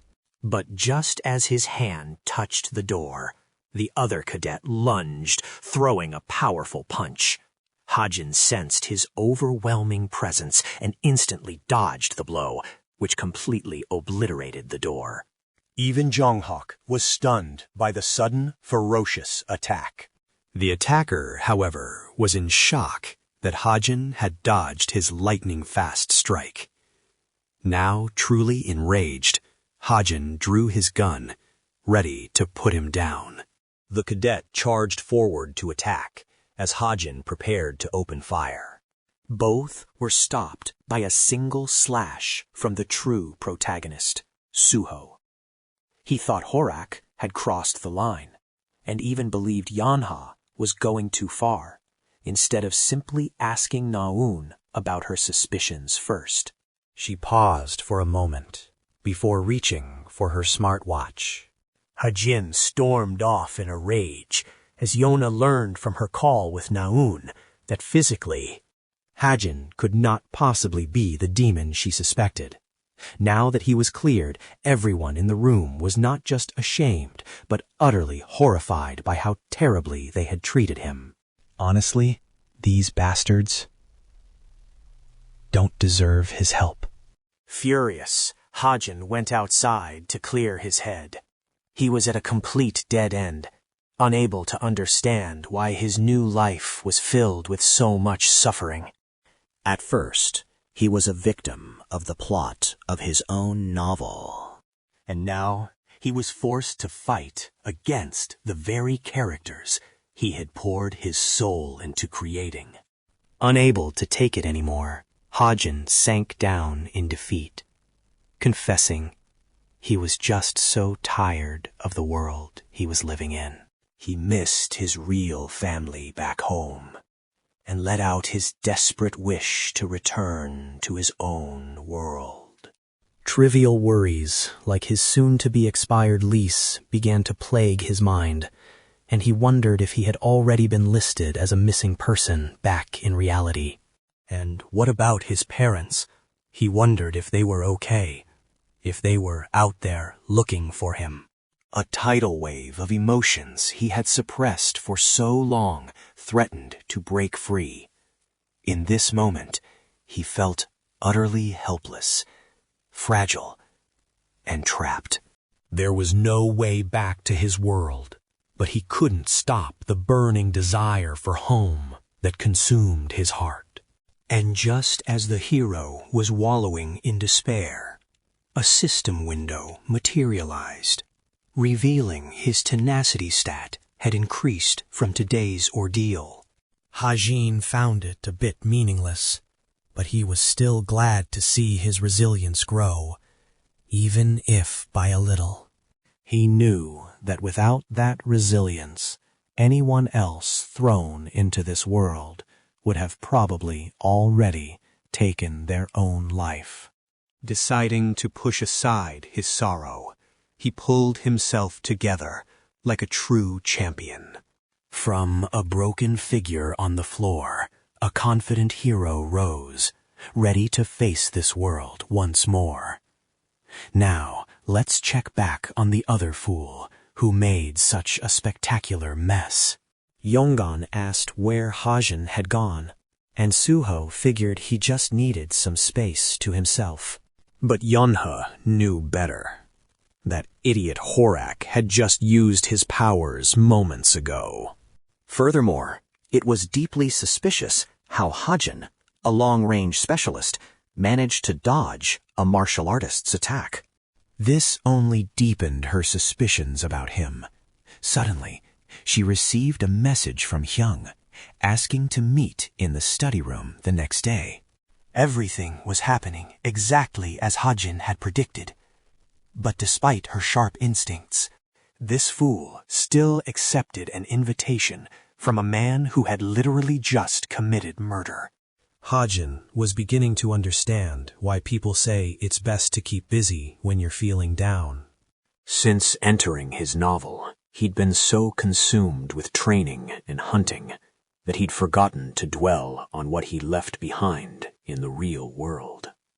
He sat alone in silence, while his other characters, Suho and Yonghan, were clearly worried about him after the previous day's chaos. A flicker of frustration sparked within Hajin. He was trapped inside a story with characters of his own creation. He decided it was time to seriously start investing in a way to return home. Na-Yun returned to class, finally recovered, much to the relief of Jong-hak, who was deeply worried for her. Suho offered to help her out, since she wasn't quite at 100% yet. But Jong-hak was a little possessive, and he wasn't afraid to show it. Hajin, however, was focused on Yonha, who sat as if completely unfazed by yesterday's events. Class began with the instructor reminding them of the upcoming midterm exams. After the written exam, they would move on to the practical, where they'd be judged on 2 tasks. The first was a duel between cadets, while the second task would be a monster battle, using beasts summoned by mages. The instructor stressed that the difficulty for both would be far more intense than any of their usual training exercises. Hearing this, Hajin wasn't worried about the written test. The only thing that bothered him was the duel. Each cadet would be given 3 nomination cards, used to choose the opponents they would face. At first glance, it seemed like a system where top-ranking cadets could easily crush the lower ranks by targeting them. However, Cube Academy had already thought of that, which is why they implemented a bonus scoring system. This meant that if a high-ranking cadet defeated a low-ranking one, they wouldn't receive many points. In fact, they could even have points deducted based on the rank difference. But of course, this rule didn't affect everyone. Not someone like Horak, a simple-minded brute who fights first and thinks later. He was only focused on crushing Hajin, his one and only target. Besides that, something else was weighing on Hajin's mind. Rachel had been acting strangely around him, always staying a little too close for comfort. Hajin noticed she was always secretly observing him, when she normally kept to herself and studied alone. He couldn't figure out her game. Was she trying to copy his work? Rachel peeked at his notes, only to see him happily writing his parents' names. This just left the poor girl even more confused. The scene shifts to Yonha, where Hyung was eagerly waiting for her arrival. Unaware of what this was all about, she approached the study room, where this charming prince was happily waiting for her. She paid him no mind, and quickly noticed that none of the other club members were there yet. Hyung insisted she sit, claiming they would arrive soon. That's when Yanya spotted a strange scented candle placed in plain sight. Hyung made an excuse, saying he used it to improve his focus while studying. He brought up her being part of the investigation team hunting the jinns responsible for the missing cadets. Hyung himself was on a team, but claimed he hadn't made any progress. He wondered if Yanya had any significant suspects. She claimed no one really came to mind. but at the same time, she couldn't help but remember a certain fool who spoke of baseless accusations. Curious, Yona asked another question, but with a simple snap of his fingers, Haeyeon seized control of her body, forcing a deep, hypnotic relaxation upon her. Under his spell, she confessed the truth. One of her classmates believed Hye-young was a demon, using psychic powers on his victims. Eagerly, Hyun asked if there was any evidence to prove it, and that was the moment the bastard slipped up. You see, Yona instantly latched on to that one word, evidence. He tried to play it cool, claiming it was a mistake, but he was already sinking deep into her suspicion. Yona readied her weapon, declaring that an innocent person never talks about evidence when they're accused of wrongdoing. After all, they have nothing to prove. With a crack of her whip, Yona struck Hye-yoon, demanding he reveal his true identity. The charade was finally over. The vile demon dropped his disguise, his true nature surfacing as he told Yona her turn would come soon enough. There was no need to rush. The scene cuts, shifting to the second-year dorms. Here, Yona awakens, her consciousness slowly returning, only to find herself bound tightly. Her eyes darted around the empty room, taking in every object. She quickly realized this was the second-year dormitory. That meant Hyun had captured her, which also meant he was the hidden villain responsible for all the missing students. The final piece of the puzzle clicked. The foolish girl finally understood that Hajin hadn't been lying to her. But instead of blaming herself, she focused on escaping this desperate situation. She struggled against the ropes binding her hands, praying for someone, anyone, to save her. But it was useless. He was already there, demanding she be quiet and obey. The scene shifts to our boy. Hajin had just received a sudden message in the middle of the night. It was from Yona, which made no sense to him. Yona had sent just a single number, 9, a message too cryptic for him to possibly understand.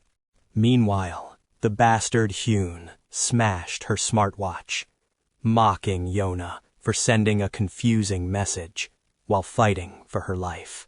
He also noticed the recipient was Kim Hajin, the very person Yona was supposed to be against. He figured Hajin's death was now inevitable. 2. Yona roared at him, swearing he would never escape justice for his crimes. Especially with the investigation team hunting him down. But the murderous Hyun just crushed her watch, reminding her that he had no interest in staying at the academy. He would simply kill her and leave. Hearing his words, an unspeakable rage filled Yona. This, in turn, only amused the twisted bastard more. He decided to summon the demon he made a pact with, Lilith. He wanted to watch her expression twist into pure terror. Let's go back to Hajin, who was still wondering what on earth Yona meant with that message. A storm of questions raced through his mind until suddenly he connected the dots. It was 911. Instantly equipping the Book of Truth, Hajin asked for Yona's current location. As the book revealed the answer, Hajin was stunned to learn she was in the 5th-year dormitory. The scene returns to a collapsing Yona, now facing the disembodied voice of the demon, Lilith. It whispered to her, sympathizing with the loneliness she'd faced her whole life. However, Hee-Yun's psychic power wasn't strong enough to completely break her. Yona glared back with furious eyes, proving her will was far too strong. She wasn't ready to cast aside her dignity just yet. She resisted his mind control, so he took it a step further. Stroking her hair, He declared that even the demon Lilith wanted her to submit to her charm. The girl struggled with all her might to break free from the psychic spell. All the while, the monster Hoon gleefully remarked that there was no escaping Lilith's powerful magic, no matter how hard she fought. Then, out of nowhere, a bullet tore through his head from the window. His brains splattered on the floor as he screamed in agony. A familiar voice called out to Yona, mocking her for getting into this mess by refusing to believe his words. The wounded demon cursed at his insolent attacker. Hajin cheerfully added that the bullet he just used was custom-made to his liking. This particular round couldn't be removed without proper surgery. There would be no simple healing from this wound. Hee-Yun flew into a rage, unleashing his demonic power and demanding Hajin reveal his location. In his fury, he destroyed the entire room, even striking Yona in the process. But Hajin knew he was just wasting his energy. He taunted Hee-Yun, who still had no idea where the shots were coming from. Our boy was ready to pull the trigger a second time, declaring that he was perched somewhere very, very far away. He then fired 3 more shots, piercing the demon's body and slamming him to the ground. As his body collapsed, he finally saw Hajin's hiding spot in the distance. He'd been taken out by a perfectly calibrated sniper rifle. Easy takedowns like this were why he loved long-range combat. He then reminded Yona that he was about to waste all those precious bullets she'd given him. He riddled Hun's body with more holes, figuring Yona could cover the expenses later. This man was truly terrifying the life out of the so-called villain. Hun was convinced Hajin was more demonic than any actual devil. With another devastating shot, Hajin tore a fresh hole clean through his back. By now, Hun was nothing more than a walking corpse, riddled with holes. Satisfied with his handiwork, Hajin decided that was enough punishment. He checked on Yanya, but thankfully she was unharmed. He advised her to play unconscious, since the rescue team would be arriving any moment. Her consciousness faded away as she whispered a final thank you to the man who had just saved her life. Yanya awoke in a hospital room, finding Suho sitting by her bedside, peeling an apple for her. Suho assured her that her physical condition was stable and she'd be just fine. But she couldn't help but wonder why he was here. He explained that everyone from the team was taking turns watching over her, and now it was his shift. Yonya couldn't understand why they were going to such lengths for her. Suho admitted that they all felt responsible for what happened.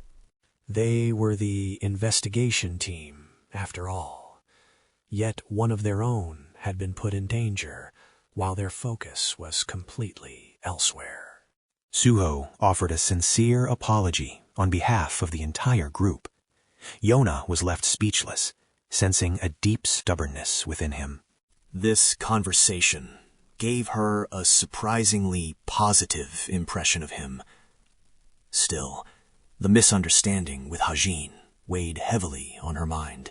She timidly asked if a certain someone had come to visit. But Suho was confused, and she was far too embarrassed to explain further. Yanya decided to drop it, turning her gaze to the beautiful sky outside the window. Later that day, a personal message arrived for Hajin. It was from Yonya, asking how she could possibly repay him. Things were looking up for Hajin. He'd gained nearly 500 story points from the incident. On top of that, his mystic eye skill leveled up to 7. Hajin realized this was the largest single gain of story points he'd ever received from a single event. It seemed the effort needed to resolve a major story arc came with an equally major reward.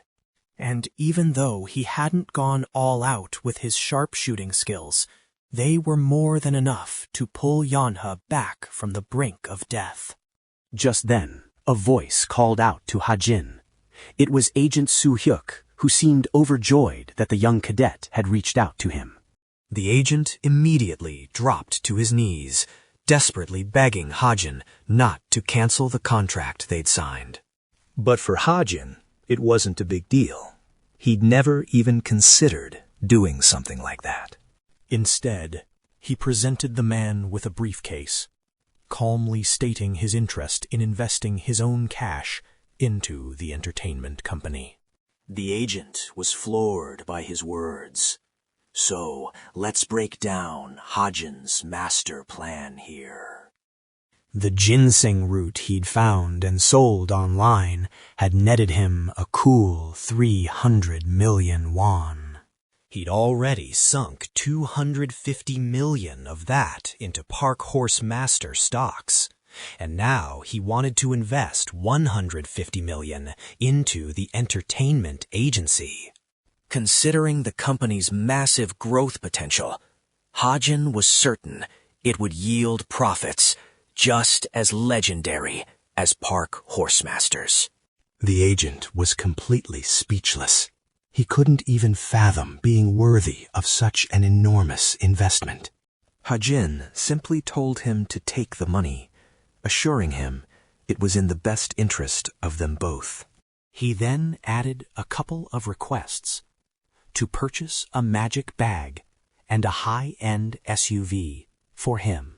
After confirming the agent was older, Hajin told him to drop the formalities, but the agent couldn't bring himself to do that with his new, most important investor. This prompted Hajin to casually wonder aloud if maybe he should just cancel the investment after all. Now that got the agent's attention. He quickly agreed to drop the formalities and speak to Hajin casually. As they took a stroll to a nearby convenience store, the agent was confused. He asked why Hajin was suddenly interested in lottery tickets. But Hajin is always one step ahead. He knew he couldn't legally claim any lottery winnings without a guardian. He wanted to put his ridiculously high luck stat to the test. And just like that, Hajin hit the jackpot, winning 1 billion won from a single ticket. For perspective, that's roughly equivalent to $1 million. Hajin planned to invest this as well, and told the agent to amend their contract. The agent accepted the winning ticket, clutching it for dear life, suddenly terrified that someone might try to rob him on the spot.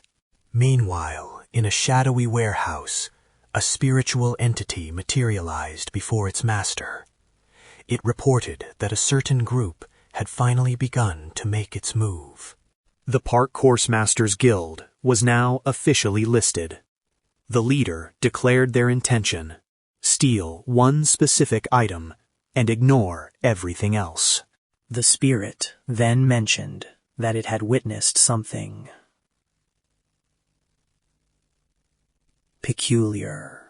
It had noticed someone aggressively buying up the guild stock. At first, the person invested only 3,000 won.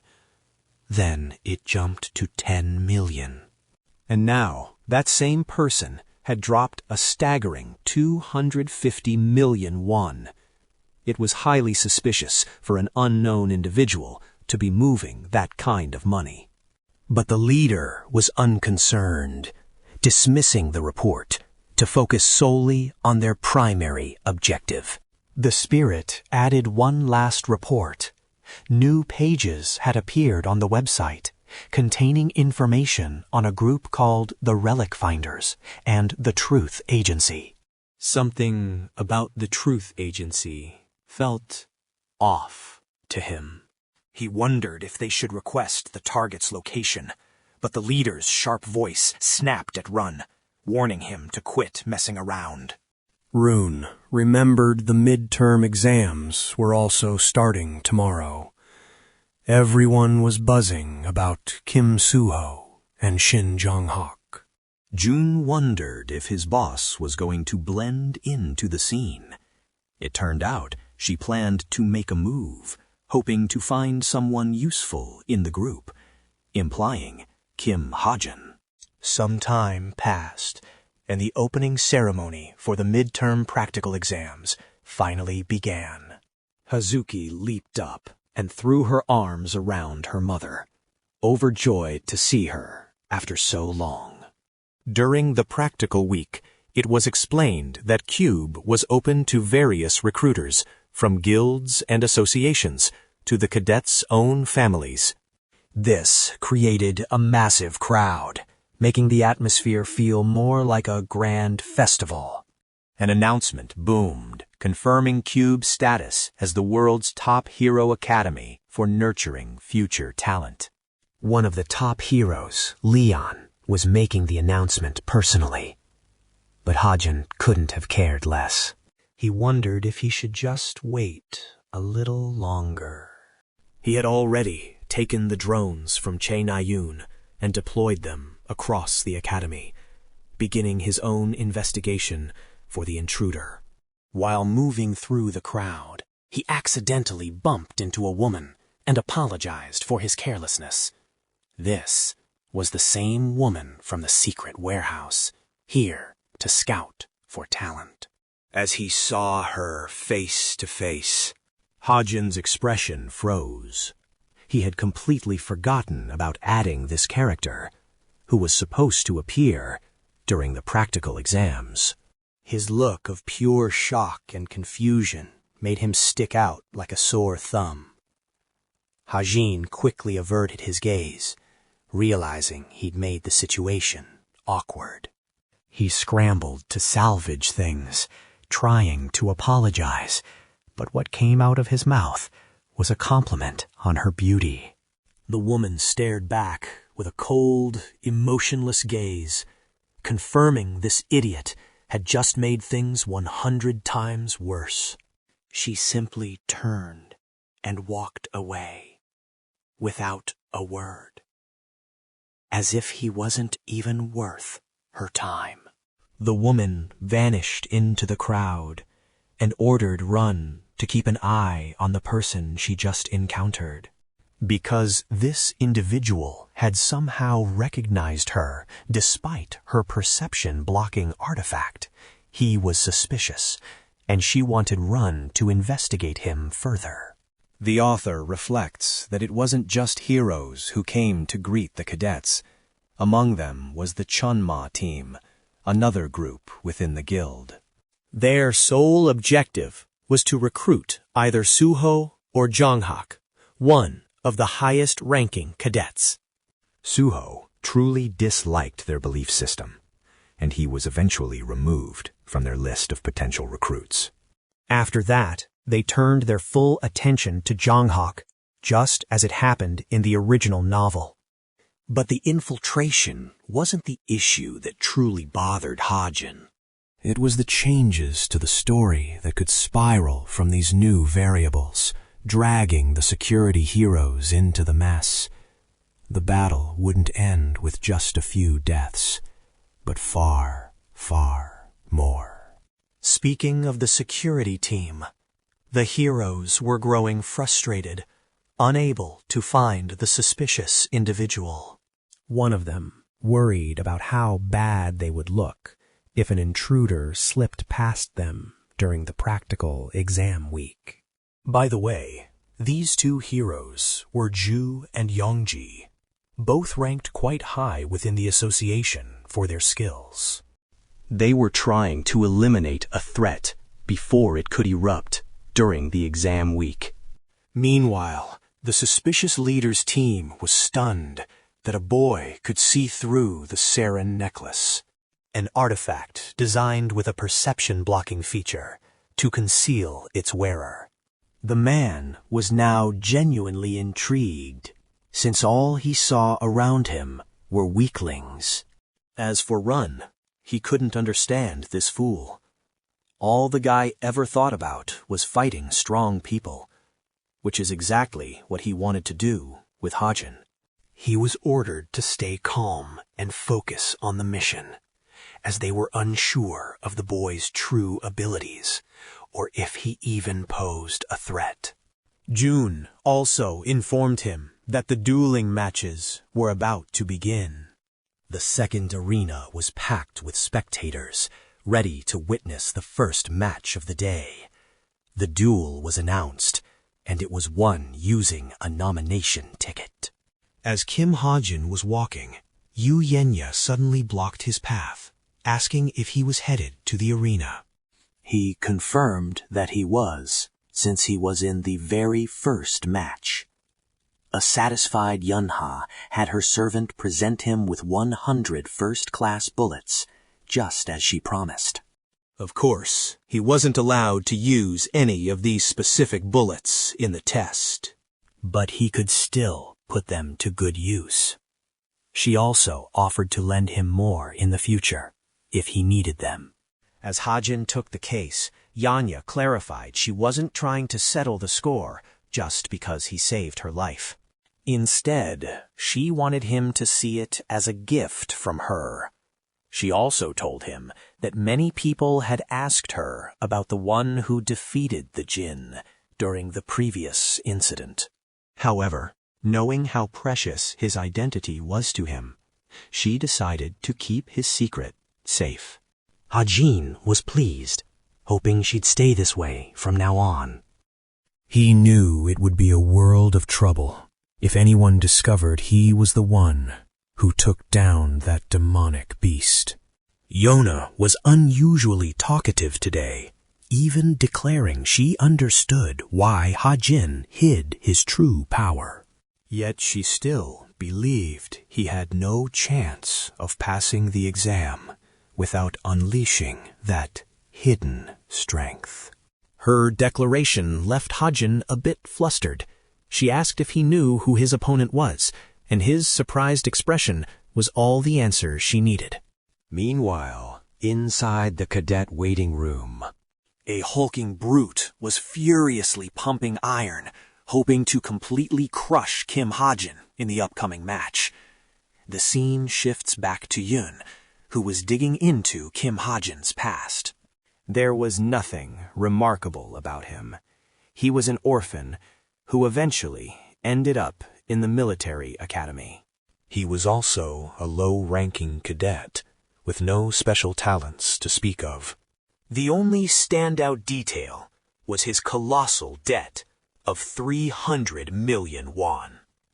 Mulling over their last encounter, the woman wondered how he had bypassed her artifact's perception-blocking feature. She had no idea how it happened, and Yun was just as clueless.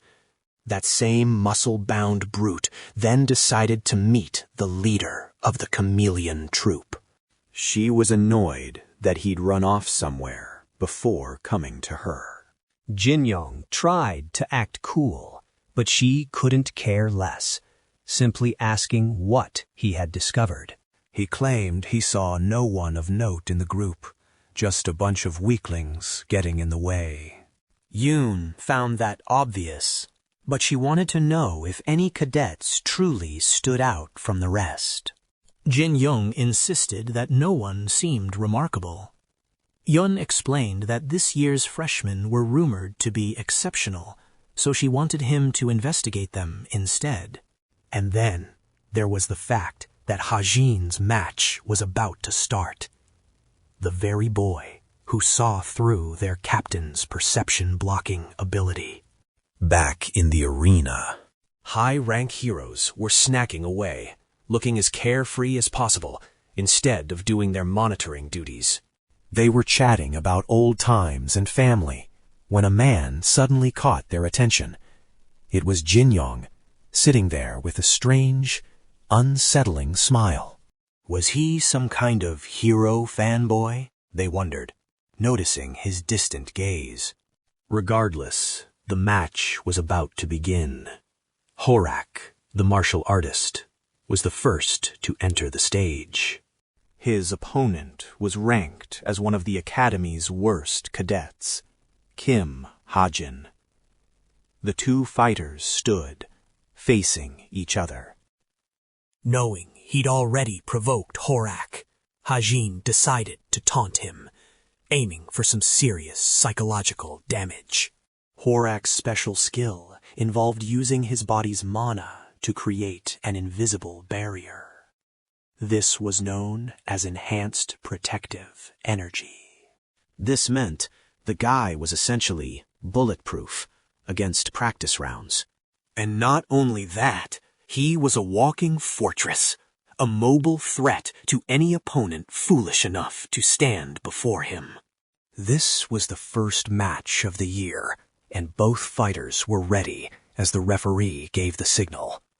Horak, clearly the aggressor, made the first move. Meanwhile, Hajin instantly activated bullet time to analyze him.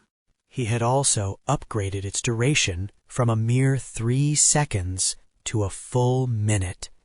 The difference was insane. This would give him all the time he needed to keep up with Horak's frenzied movements. Or so he thought. It wasn't enough to save him from a punch that shattered the arena floor and sent him flying. Even Hajin had to admit this guy was some kind of monster. Horak launched a relentless assault, chasing Hajin down while destroying the stage piece by piece. Seeing an opening, the cadet finally drew his pistol. Hajin fired a decoy shot, letting the arrogant Horak believe his opponent was foolishly underestimating his protective energy. He thought the incoming bullet would be deflected without any trouble. But that's exactly what Hajin wanted him to believe. The bullet found its mark, sending excruciating pain through his shoulder.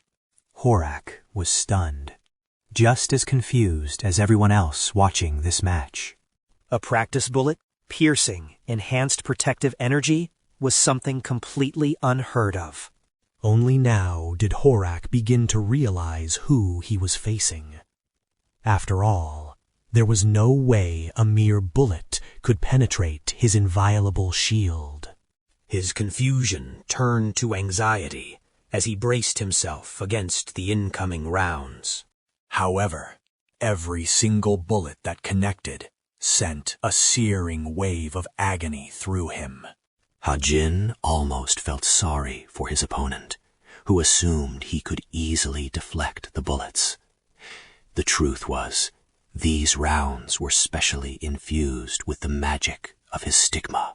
They also possessed an anti-demon property, making them a force to be reckoned with.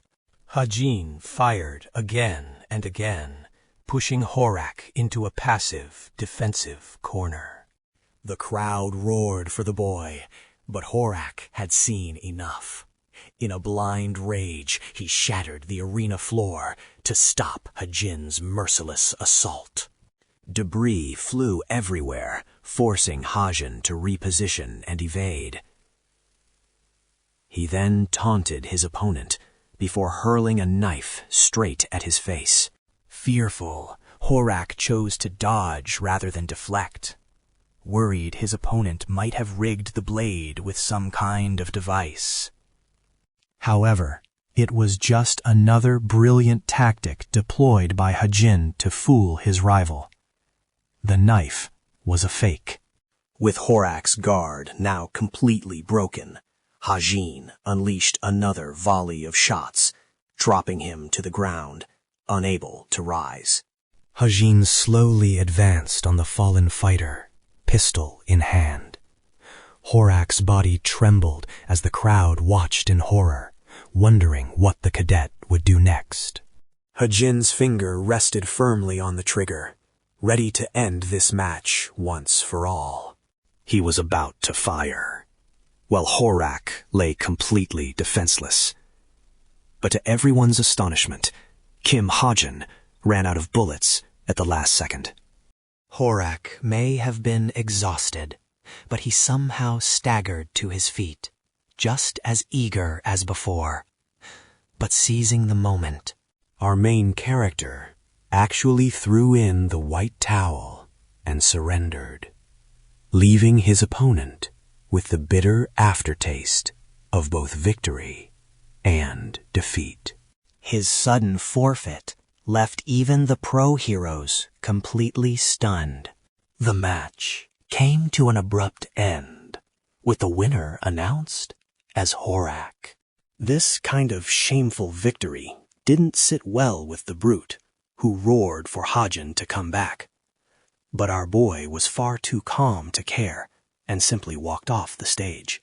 After the duel, medics were shocked to find Horak's wounds healing at an impossible rate, despite being hit with live ammunition.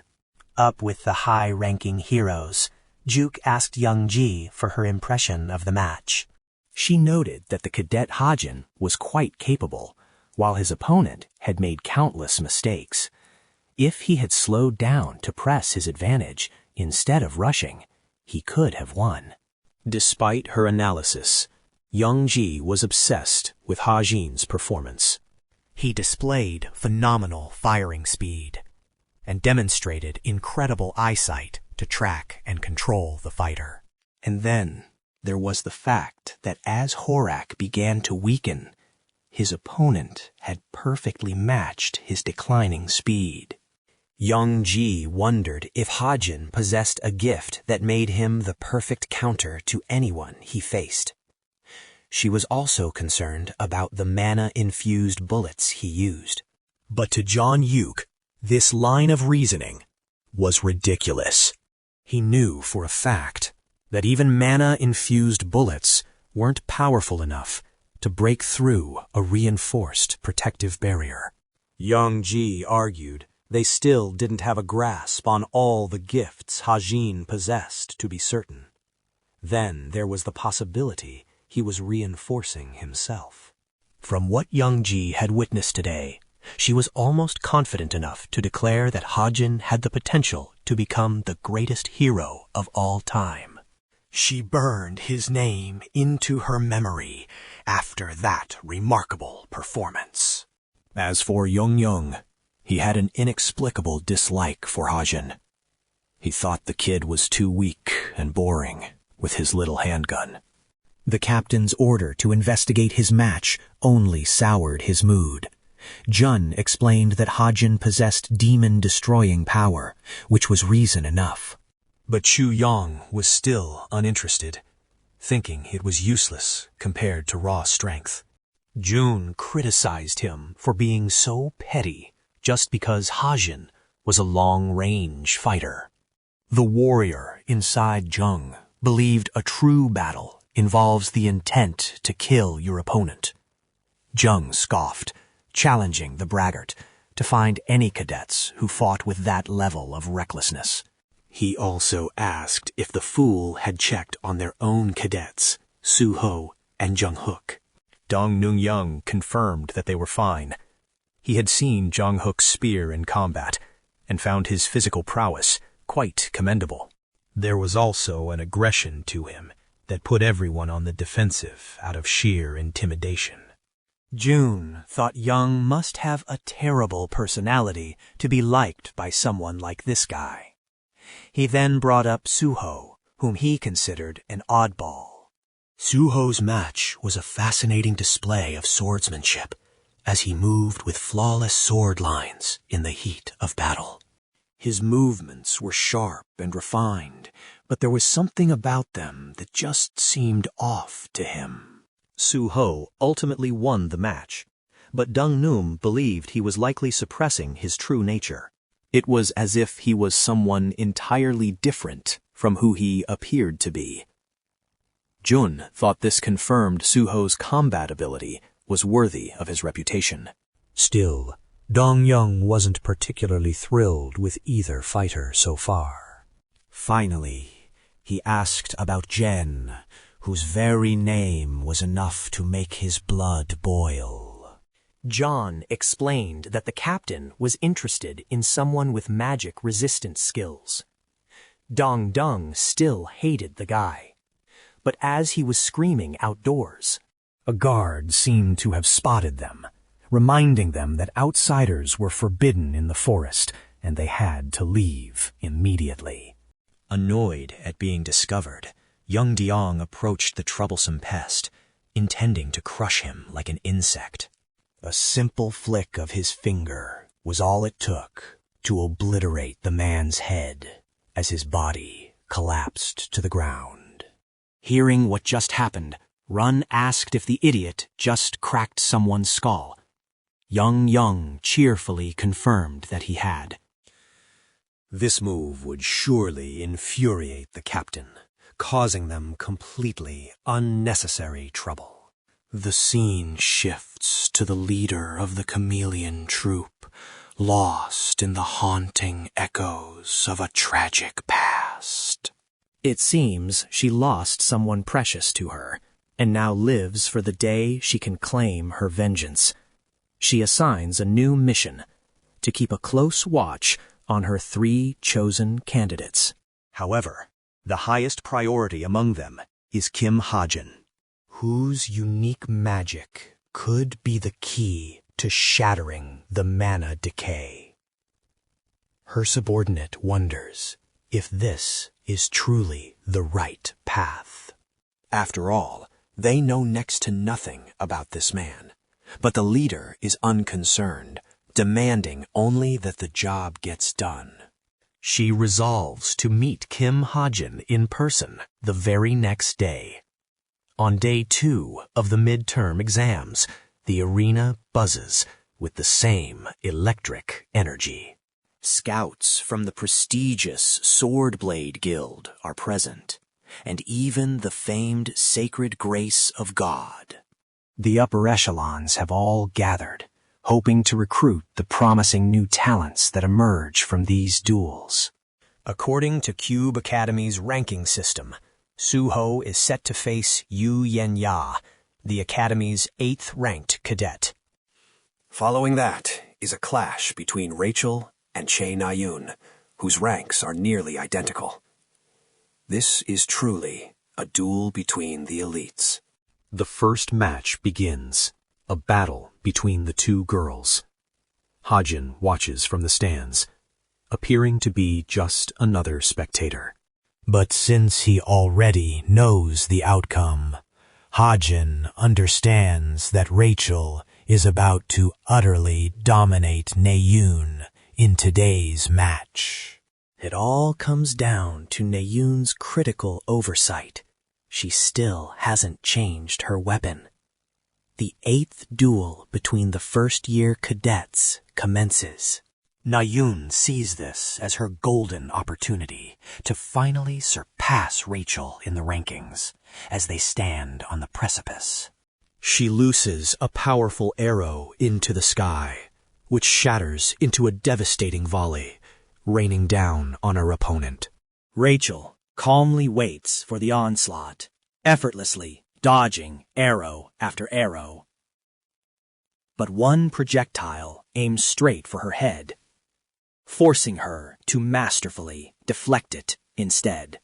Na-yoon is stunned by her impenetrable defense, especially as the close-quarters fighter relentlessly closes the distance. The crowd absolutely erupts at this epic clash of titans. Just then, the leader of the chameleon troop herself joins Kim Hajin in the stands, sitting right beside him. Her gaze is fixed on him, leaving him completely silent. Our hero is completely frozen, at a total loss for words.